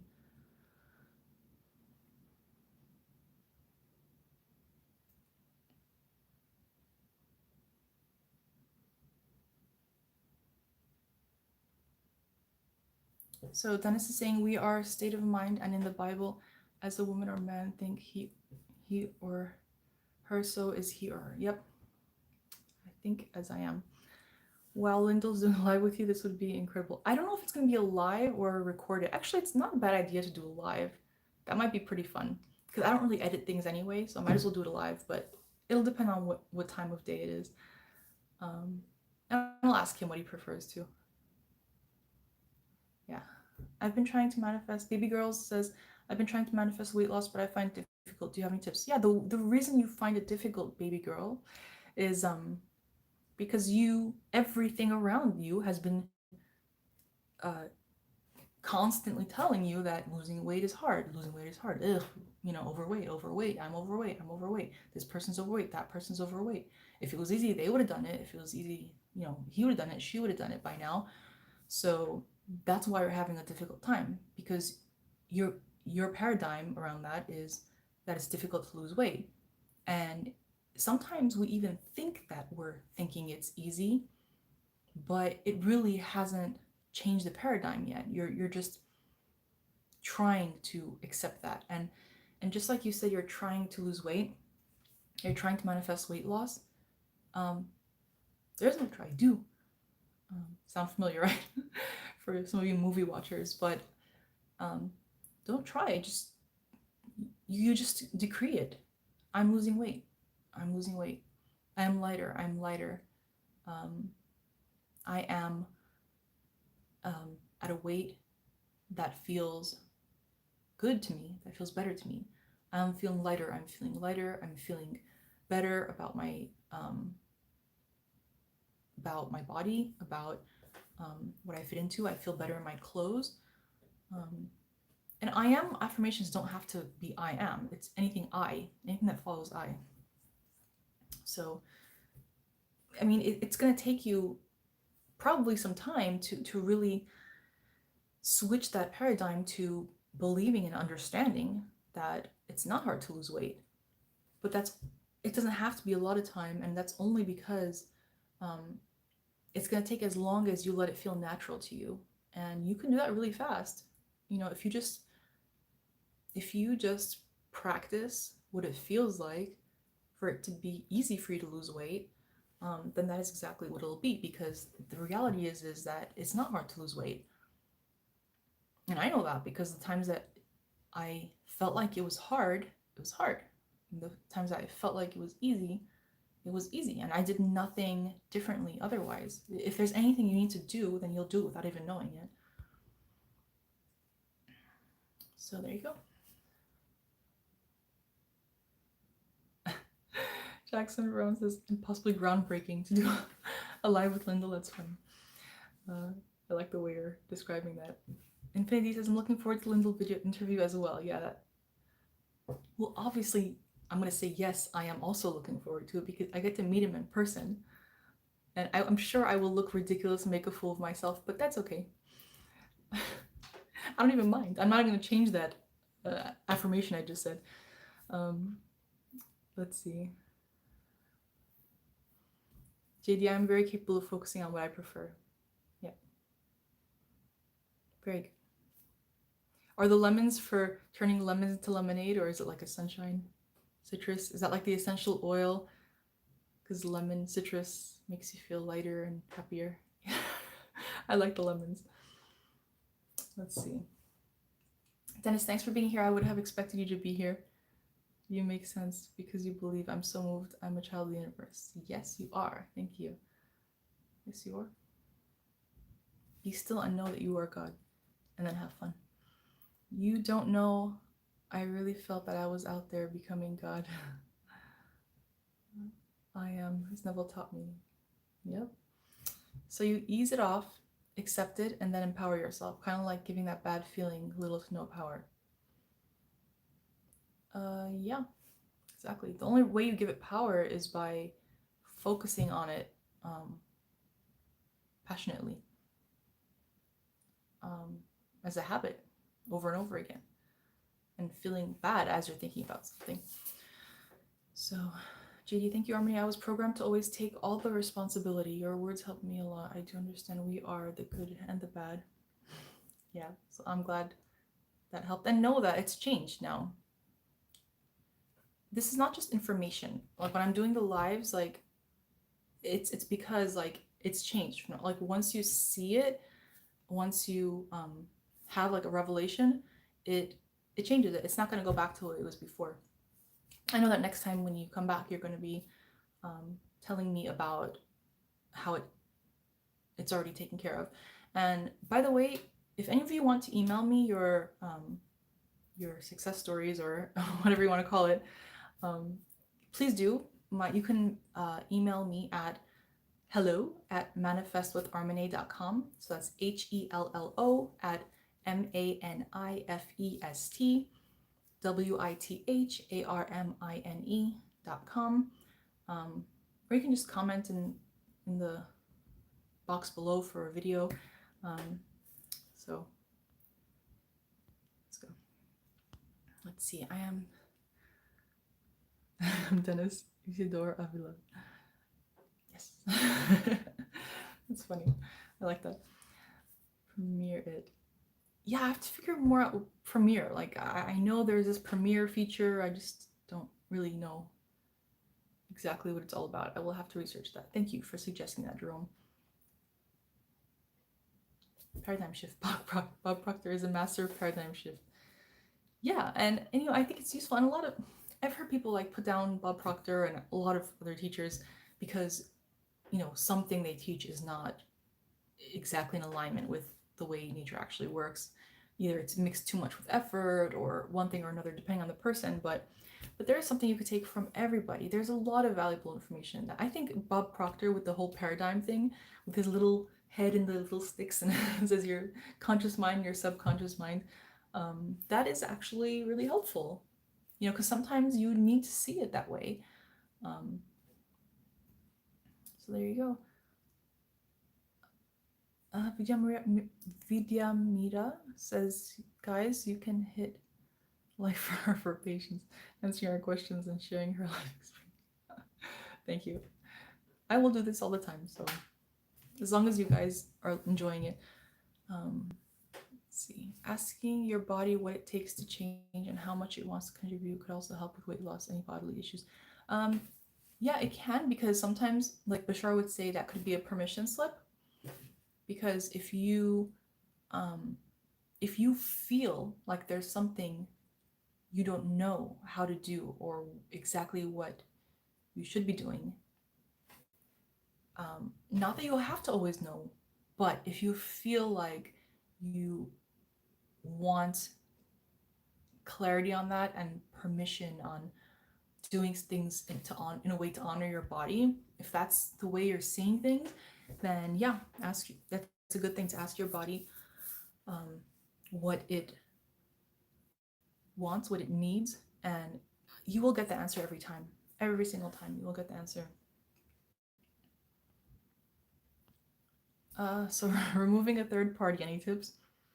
Yes, my tip for that is don't see it as removing a third party, because that sounds like a procedure. It sounds very cold. It sounds like I'm going to remove like an ingrown hair or something. So don't worry about a third party, and don't even talk about a third party, because the more you talk about a third party, the more you are manifesting a third party, either in that sense with the relationship that you're looking for, or in other areas in your life. If you're focusing so much on third party and relationship manifesting, then you will manifest a third party in other aspects of your life that are not tied to relationship even. I mean, I know that may sound negative, but I'm just telling you that unless you want someone to start taking things from your life because you think that they can, then that's just what you're creating more of. So don't focus on the third party, because the third party is there in the first place because that was manifested into your experience. There are no exceptions. So just don't try to take something out, because by that alone you're acknowledging that there is something to take out. I don't know if it sounds creepy to some people, but some of you who are not familiar with the specific person manifesting thing, yeah, just this is true for anything. Just don't worry. Like if your boss is telling you you cannot get a raise or you cannot get a promotion, it's just not going to work. I really wanted to give you that promotion, but it's out of my hands, or anything like that. Don't worry about it. If someone else is up for the job that you want, and your boss says that person's probably going to get it, that's the third party too, the person who wants that same job, or that same promotion, but just take that person out of your consciousness, out of your attention. Hope that helped. But I mean, these are things that you would know too. These are things that you would know too if you weren't the person who was emotionally involved. And manifesting relationship is something that you can get very emotionally involved with. But so Shahzad Ahmed, if someone came to you and was asking about this, you might even say the same thing I just said because you're not emotionally involved in that situation. Okay. Lemons. I live now in Sicily, so lots of organic lemons for you, dears. Thank you. Thank you for the lovely Sicilian lemons. You can type your email address too here. Yes, I will do that. Thank you. I will tell you, Sudi, that I am pregnant with twins. Yes, you are. Yay. Can life be easy? If we didn't make it complicated, it is easy. And once you understand, and this is a concept that Neville has his own words for it, but I'm going to bring up Abraham Hicks because I have a really old recording. I've mentioned this before, super long old recording that someone wonderful sent it to me. And Abraham goes through certain things that we don't see on YouTube or hear on YouTube that they've said. And one concept is, well, I haven't heard it on YouTube, is being a blended being. So a blended being is, you're a physical being, and you're a physical being, and there's a larger part of you that is not physical. So you're an extension of that being, right? Of that source energy. So being a blended being means that you are having a physical experience and you are conscious, you're aware of also being much more. So you may call it being awakened or just being a conscious, being conscious, living consciously, because you know that you are more than what you see. And you are aware of the nature of reality and how things come to your experience. So once you are a blended being, and many, if not all of you here, are already blended beings, although it might revert sometimes to being asleep or not realizing it, you are aware of your nature. So we can even more easily accept that life is easy. And sometimes it takes what Neville calls brazen impudence to accept that, because it seems like it takes a lot of guts to say that, because a lot of people, maybe even you yourself who's saying this, as you're saying this, you might think, this is not true. How can I accept that life is easy when I have plenty of evidence that it's not, or these other people have plenty of evidence that it's not, and I'm aware of that. But it is your decree. That is a result of past states that you have been lingering in. You choose your state now. So you can only displace something by replacing it with something else. And you choose if life is easy or not. So yes, I just want to know about your process for the SP. It's true, just remove them from your awareness. And I don't mean just ignore third party or ignore, I'm just not going to think about them or not write about it. But no, it means like actually like I was just saying about displacement, put your focus on appreciation, put your focus on loyalty, put your focus on being this person's partner. That's the only way that you can take your attention off something, is by putting it on what you prefer. Yep. Thanks so much. It's 2:30 a.m. in Vegas. You're awesome, sister. Oh my god, you're listening actually in my time zone. Okay, cool. This is for Dennis. I feel I have a new start and I will move on to the best me. And you can be at subscribes. Is that 1 million subscribers? As long as my subscribers are finding this useful and you're applying it as we're speaking of it, that is what matters to me. And so I'm all open to more subscribers. Thank you for that. 11:35 a.m. in Sicily. Yes. Morning is a great time to listen to this stuff and talk about this stuff. Nighttime is a great time to talk about this stuff.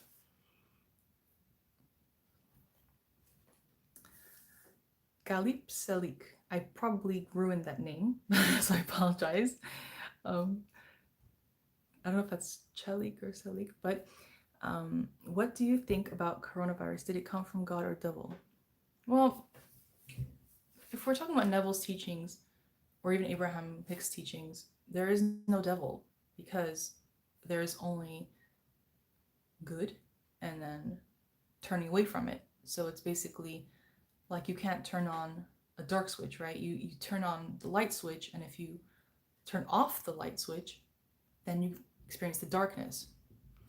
So, or you can equate the devil with fear, because fear and doubt are basically turning your back on what some call God or good or love.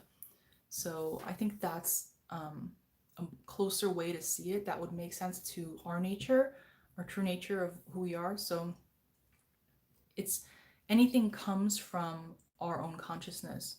So if whatever we're experiencing is something that at some point or another, whether or not we're aware of it, we feared something like that, or we brought it into our awareness at some point or another. And everyone's experiencing it in a different way. It's not even an objective thing. It's something that's very subjective. Some people are experiencing it in very extreme opposite ways. So some people are experiencing it in a way that is suffering and ending life, and other people are experiencing it in a way that their life is, better than it's ever been, and it's answered a lot of things that they have been wanting for a long time. So nothing is just one experience, and it's not coming from one source, as in like one or the other. It's coming from our consciousness, and it's coming from what we are aligning with, and that's how we're going to experience it in a match to what we are aligning with. So Shahzad Ahmed says, I watched your video about the Sabbath. I loved it. Since then I watch most of your videos. Thanks. And also thanks for those Metaphysical Art Theater by Lyndall. Yeah, those were great. I finally posted the last one. That took me forever. Thank you for your patience, everybody. Well, JD, you're in LA too? It's 2:37, yeah. Well, it was 2:37 when you wrote that. Hi, Mr. Rin. Thank you so much, Armini. Thank you for being here. How do you ignore... Jackson Brown says, how do you ignore 3D not showing you what you are manifesting? Is that a time lag thing? Any time lag is really not that much of a time lag to actually feel it. So I hope that makes sense to you. It will eventually if it doesn't yet, but there really is there's no time lag in the sense of like a really long time that you would actually call a time lag. A time lag is actually really short, and it's really just about, are you aligned with it? Does it feel natural now? And are you not doubting it? How do you ignore 3D not showing you what you're manifesting? So 3D is always showing you what you are manifesting. It's not showing you what you're trying to manifest. And that's why I say don't try to manifest, just manifest. Do it. Now is the appointed time. Just shift your state right now. Like, give yourself that permission to feel the way you want to feel. And this is like priceless. And I myself am reminded this over and over again, because we forget, that if something has not shown up yet, then it's because we are not in that state of it being natural to us. That state of being that which is already experiencing that is not natural to us yet.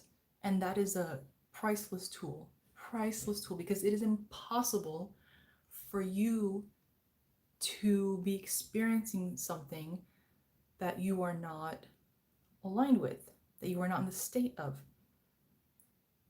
So if it's not, if it hasn't shown up in your reality yet, it just means it's not natural enough to you yet. Um, that's it's very simple in a way that it's just like math. If if feeling if you're feeling it real and it hasn't happened yet, then the answer is impossible. It's impossible. That's an impossible equation. But if you are in the state and you're feeling it real and it has happened, then that's a terrible way to explain math, but whatever. um, just basically know that the missing thing is never that you're not manifesting, that you haven't, the 3D is not showing what you're manifesting, because it's not showing you what you think you're trying to manifest, but it was always showing you what you're aligned with. And that's a great tool for us, because we know that if it hasn't shown up yet, then we can have that moment to allow it to feel more natural to us. Can we still be excited? Do we drop all emotions? I mean, if once you've planted the seed and you felt it real, you will feel some kind of excitement when you remember, because like Neville says, once you feel it real, once you enter the state, you've planted the seed, but from that point, carry it around with you like the scent of a perfume. Wear it like a perfume. So it's not that you completely drop it and you ignore it. It's you drop the mental effort needed to achieve that feeling. That's really all that you've dropped. But you are reminded sometimes.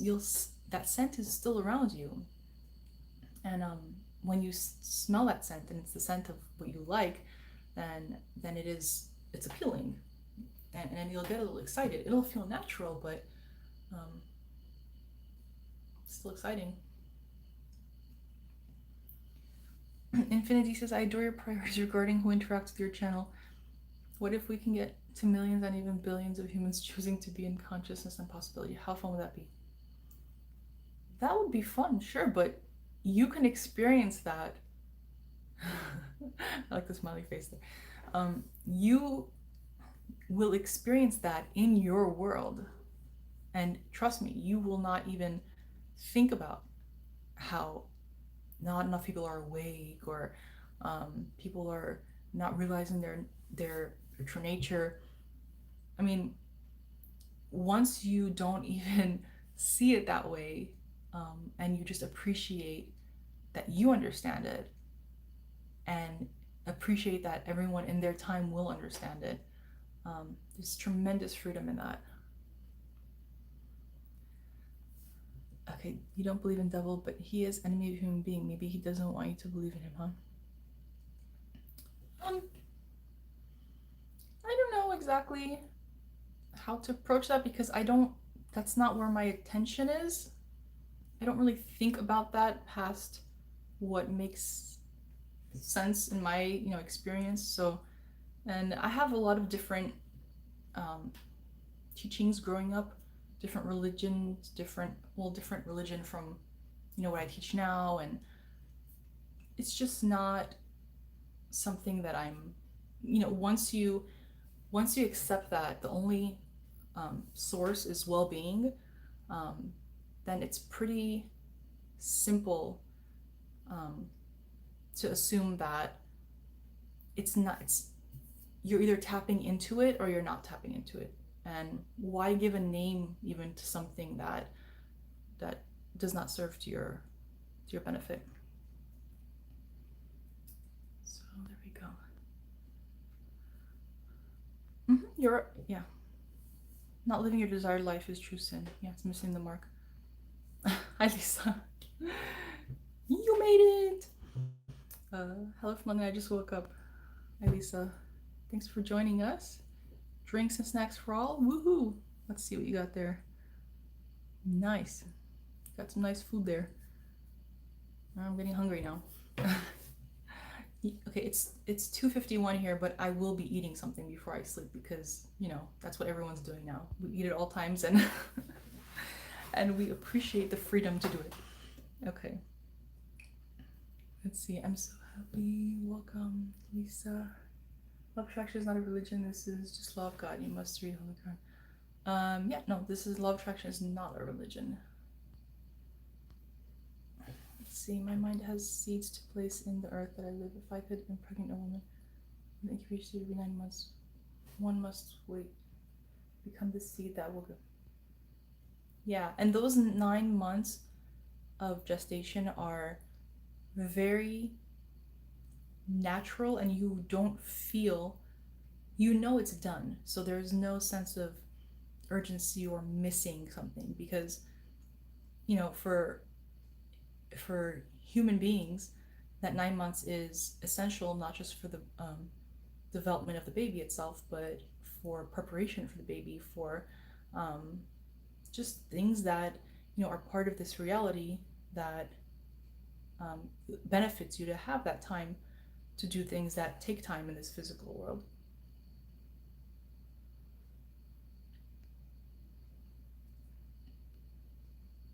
Also think as I am from my own vision, and my own vision will create my reality.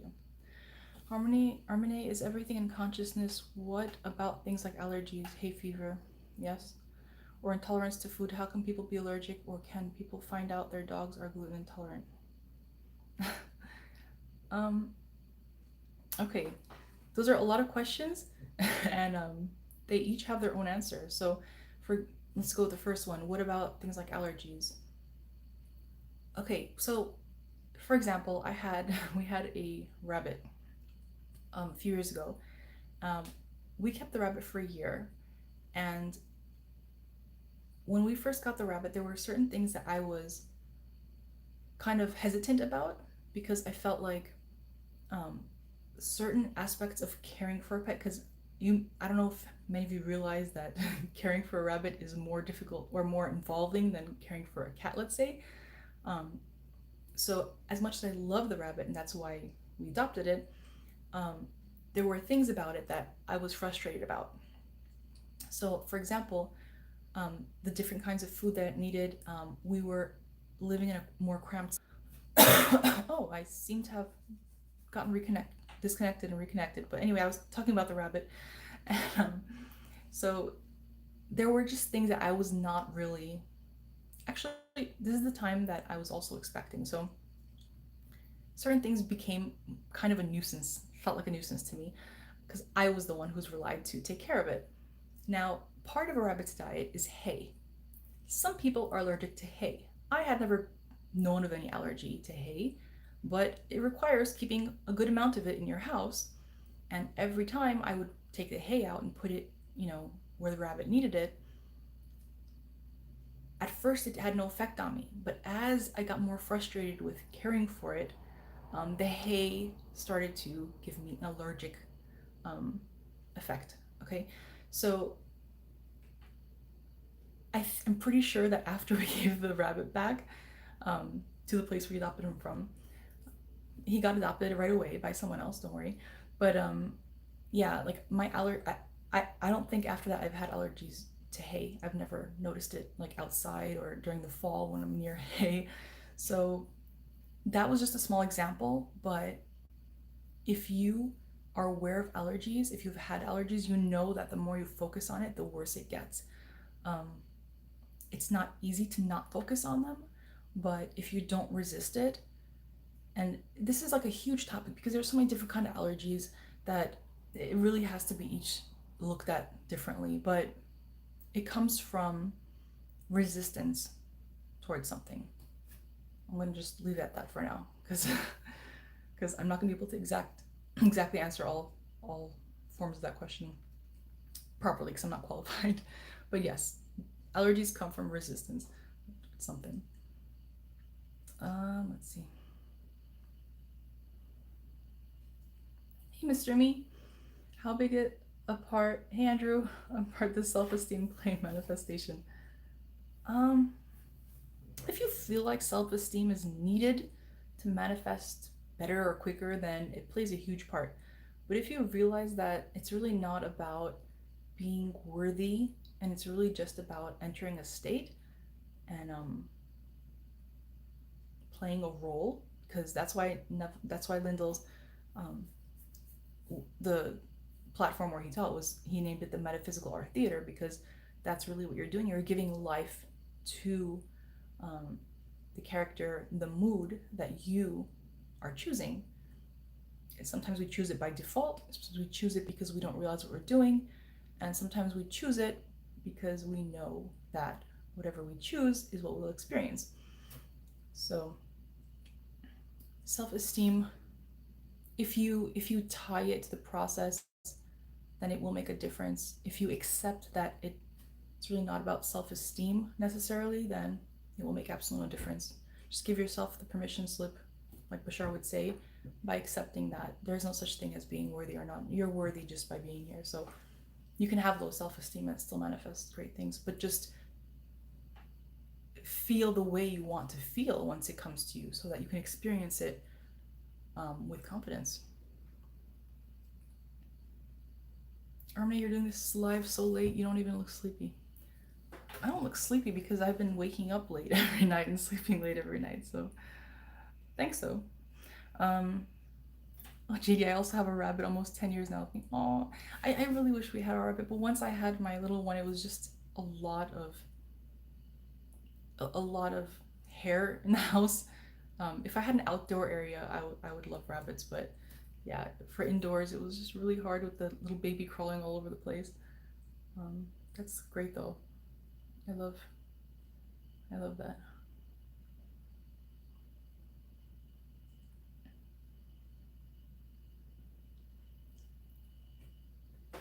Zultra Hope. Hi. Rabbits eat hay. Yes, they do. They eat hay. They eat fresh vegetables. They eat pellets and other treats and stuff. There's a lot of stuff that rabbits eat and are part of like a well-rounded diet. Although a lot of people just feed them carrots. I don't know, JD, if that's what you do, but from what I read, it's like not good to give them carrots because it's not good for them. But I think if you've had your rabbit 10 years, JD, then you probably have been feeding it the proper things, because that's how they live long. Um,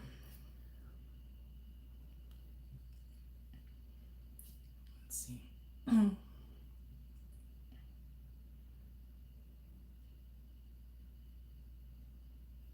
Lisa, you're talking about allergies like to something if it's not in your consciousness, right? But think about like how we, even like as people, you've heard the reference of like, oh, I'm allergic to this person, right? Because if you don't like someone, or if you have resistance towards someone, you say, ugh, I'm allergic to them. Like whenever they're around, I don't feel good. And that's actually not very different. That's like a metaphor for exactly what an allergy is. In some way, shape, or form, this thing is not, the chemistry of this thing and you is in a way that you're having a physical effect.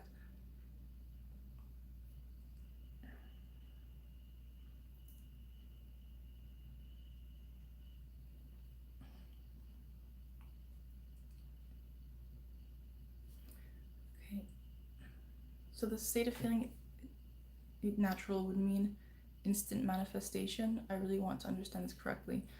State of feeling it natural would mean instant manifestation. I really want to understand. Okay. So if it feels natural to you right away and you establish that state, you leave that room and you enter the other room, then it will instantly at least start showing up into your life.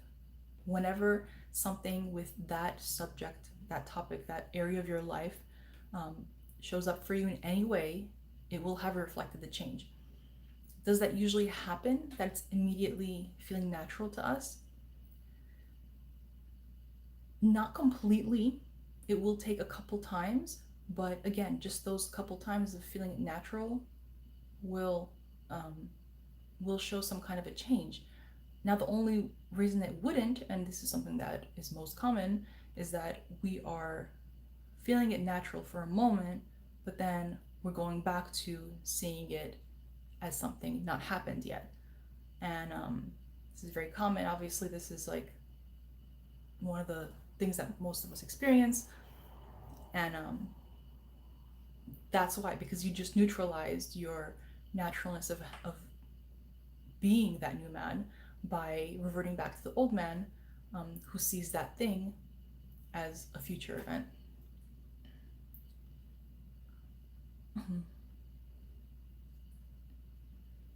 By the way, you still gorgeous this time. Feel like we're withholding you from sleep. No, actually, I think everyone is sleeping here. Yeah, I'm taking advantage of the quiet this time because I I've been not fitting videos in during the day because it's noisy here. So, but thank you for the compliment. Because Bugs Bunny ate carrots as a cartoon. They love carrots, but rabbits love carrots. It's just that we're not supposed to give it to them. I don't understand this from what I teach, but apparently we're not supposed to give. But think about it. In nature, I think it's not natural for them to access the carrot that easily because the carrot grows underground. So the carrot greens are great for them, I think. I mean, any greens mostly. I'm sure there are exceptions, but greens in general are very good for them. And when they're eating the actual like meat, the orange part of the carrot, there's a lot of sugar in that, and that's not good for their digestive tract. So, but think about it, in nature, the carrot's underground, so if they can access that, it's really only parts of it. So they wouldn't naturally be eating a lot of the carrot; they'd be getting more of the green. Anyway, rabbit talk.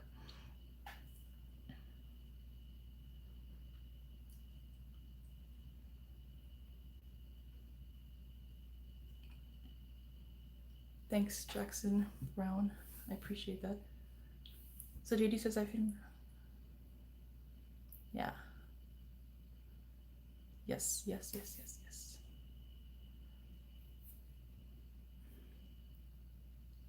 Okay. Carrots are hybrids. Sometimes I feel because I neutered my animals that maybe this is why it's harder for me to get pregnant. You know what? Okay, so JD says carrots are hybrids. I sometimes feel because I neutered my animals that maybe that is why it is harder for me to get pregnant. You just got to something that for you could be changing completely, what you're inviting into your life. So, um, and you know this better than me. And if this is like, if you if that came to your mind right now, then it's already been cleared, and congratulations, it's done. Um, I can completely see how neutering an animal, although we know that they teach us it's good for them and it's good for the overall population, um, there's could be some guilt tied to that because basically you're preventing reproduction in another animal. So you can absorb that into your own, consciousness and the way you associate reproduction, and you can have guilt about it, and you can see yourself as part of preventing reproduction. So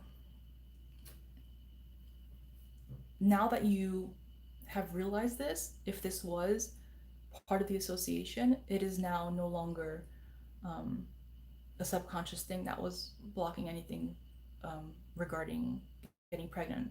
Because I can tell you that we did not conceive for 5 years for no particular reason. When we got a rabbit, who was neutered, by the way, just I didn't have that association with, but although we were not the ones who neutered it, it was neutered when we adopted it. Um, it was very shortly after we adopted our rabbit that I became pregnant. So um, rabbits are um, a sign of fertility, right? If you see it that way, if that's how you've heard it, it can be accepted as a sign of fertility. So now that you know that the neutering it could have been tied to your um, not getting pregnant, now you know you can consciously switch that and forgive yourself if you want to see it that way. Um, but you don't have to forgive yourself because there's no such thing as being worthy enough for it. Just know consciously that now you are inviting not the part of stopping reproduction, but now you are welcoming the symbol and the idea of reproduction and fertility. So I would use that to my advantage, having a rabbit, and just knowing that.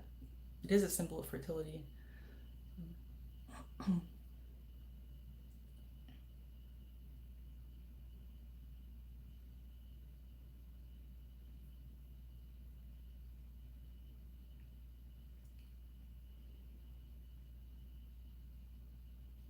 So let's see.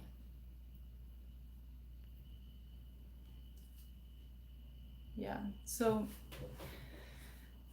if there are any other questions you guys have, I'm happy to answer them. Otherwise, I'm gonna kind of wrap up because, let me see. Galip Salik is saying I'm from Turkey, we're helping all poor people. I just want to answer Galip Salik's comment. I don't want him to think that I'm like not. Hold on a second. Sorry, I don't know what happened to my messages. There we go. So I know you guys are talking about like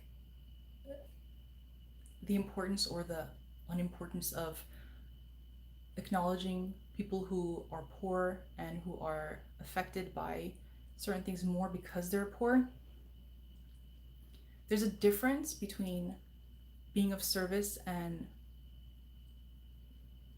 providing relief in some way that we can. There's a difference between that and focusing on the problem itself. So we're always either focusing on the problem or the solution. If you're focusing on the problem and the solution at the same time, you're actually perpetuating the problem just as much as you are calling for a solution. And it may seem simple that the solution is always like logical, there's always a logical solution, but people who are in need of anything, be it food or healthcare or money, the solution for that is not always it's not always directly the actual helping. The helping is very important, and we should always help where we can, not because of a moral obligation. I just want to emphasize that, but because you can, because helping people is it's an act of abundance. So, but that aside, for the people you're helping with anything material, it is multiple times more important to see them as powerful creators themselves, because we can help people to a certain extent in those things, but as you know, they are the creators of their own experience, and empowering them, we can help them, give them things that they need, but you if you do that without telling them who they are and how to attract these things in your life is it's like there's a Chinese proverb that says you could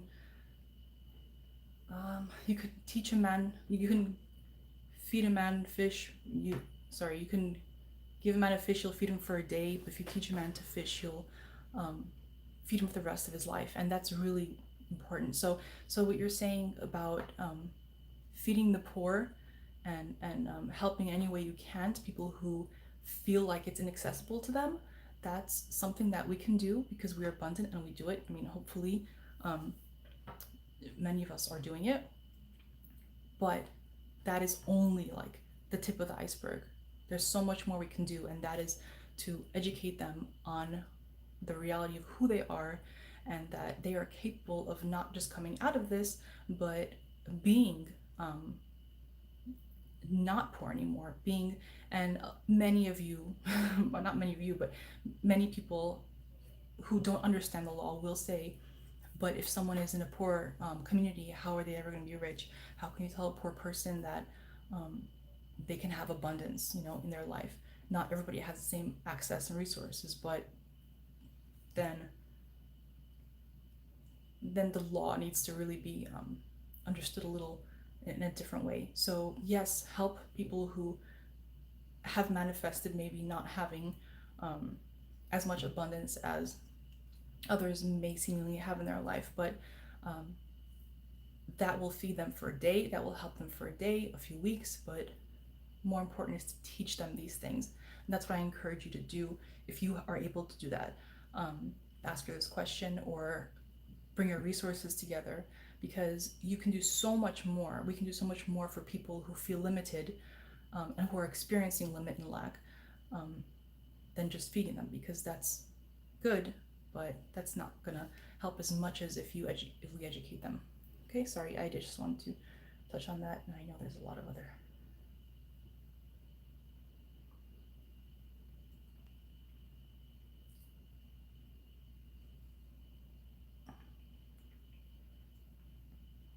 Would it be okay? Amina is saying, would it be possible to manifest a job I left over 10 years ago? I left because of having children. Yes, of course, definitely.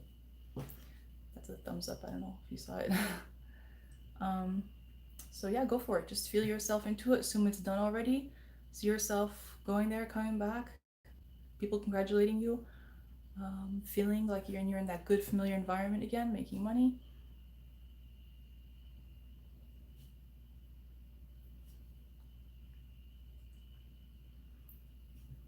What JD saying, what I try to do is imagine beautiful from as soon as someone in need enters my attention. Yes, yes, and I think I've learned recently that a big part of that is not even telling the person that you're imagining for them, because um, it happens a lot easier that way if they don't know you're imagining for them.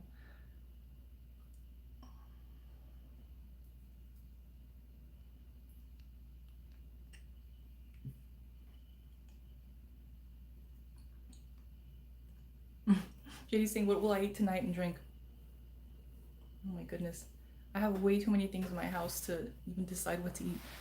But most of it is snacks. But we'll see. Um,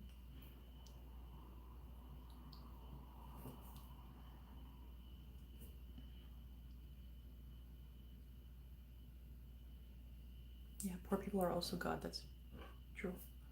100%. Um, Glam Girl Next Door. Hi. You didn't miss it. I mean, it's almost done, but you're still here. That's what happens when you live in Europe, anyways. That's why I did it actually this time, so that some of you who at least wake up a little early, maybe in Europe, will catch me. Europe or Asia or Africa. Um, but let me see what I was gonna say. And I know I don't wake up like early myself. Definitely not now. So if I was living there, I wouldn't even have caught my own my own life. Thank you, Armene, for helping us. Love and happiness to everyone. Thank you. You know what? I make a really good grilled cheese sandwich. I can tell you that. But I don't want to make all the smoke right now, so I might make something less involving. Thank you so much, Armene. Most of the time, JG says, most of the time we do not remember when we created something, and it is nice when someone doesn't know that you imagine for them when they get it. You do not need a thank you. Yeah, I mean, it's really fun. A concept. It's a fun concept to tell someone, hey, I saw this for you. Don't worry, it's gonna happen. Also, it's a fun concept later on, if you don't tell them in the beginning, later on say, oh, cool, you're welcome, I did that for you, you know? Or like, hey, I saw it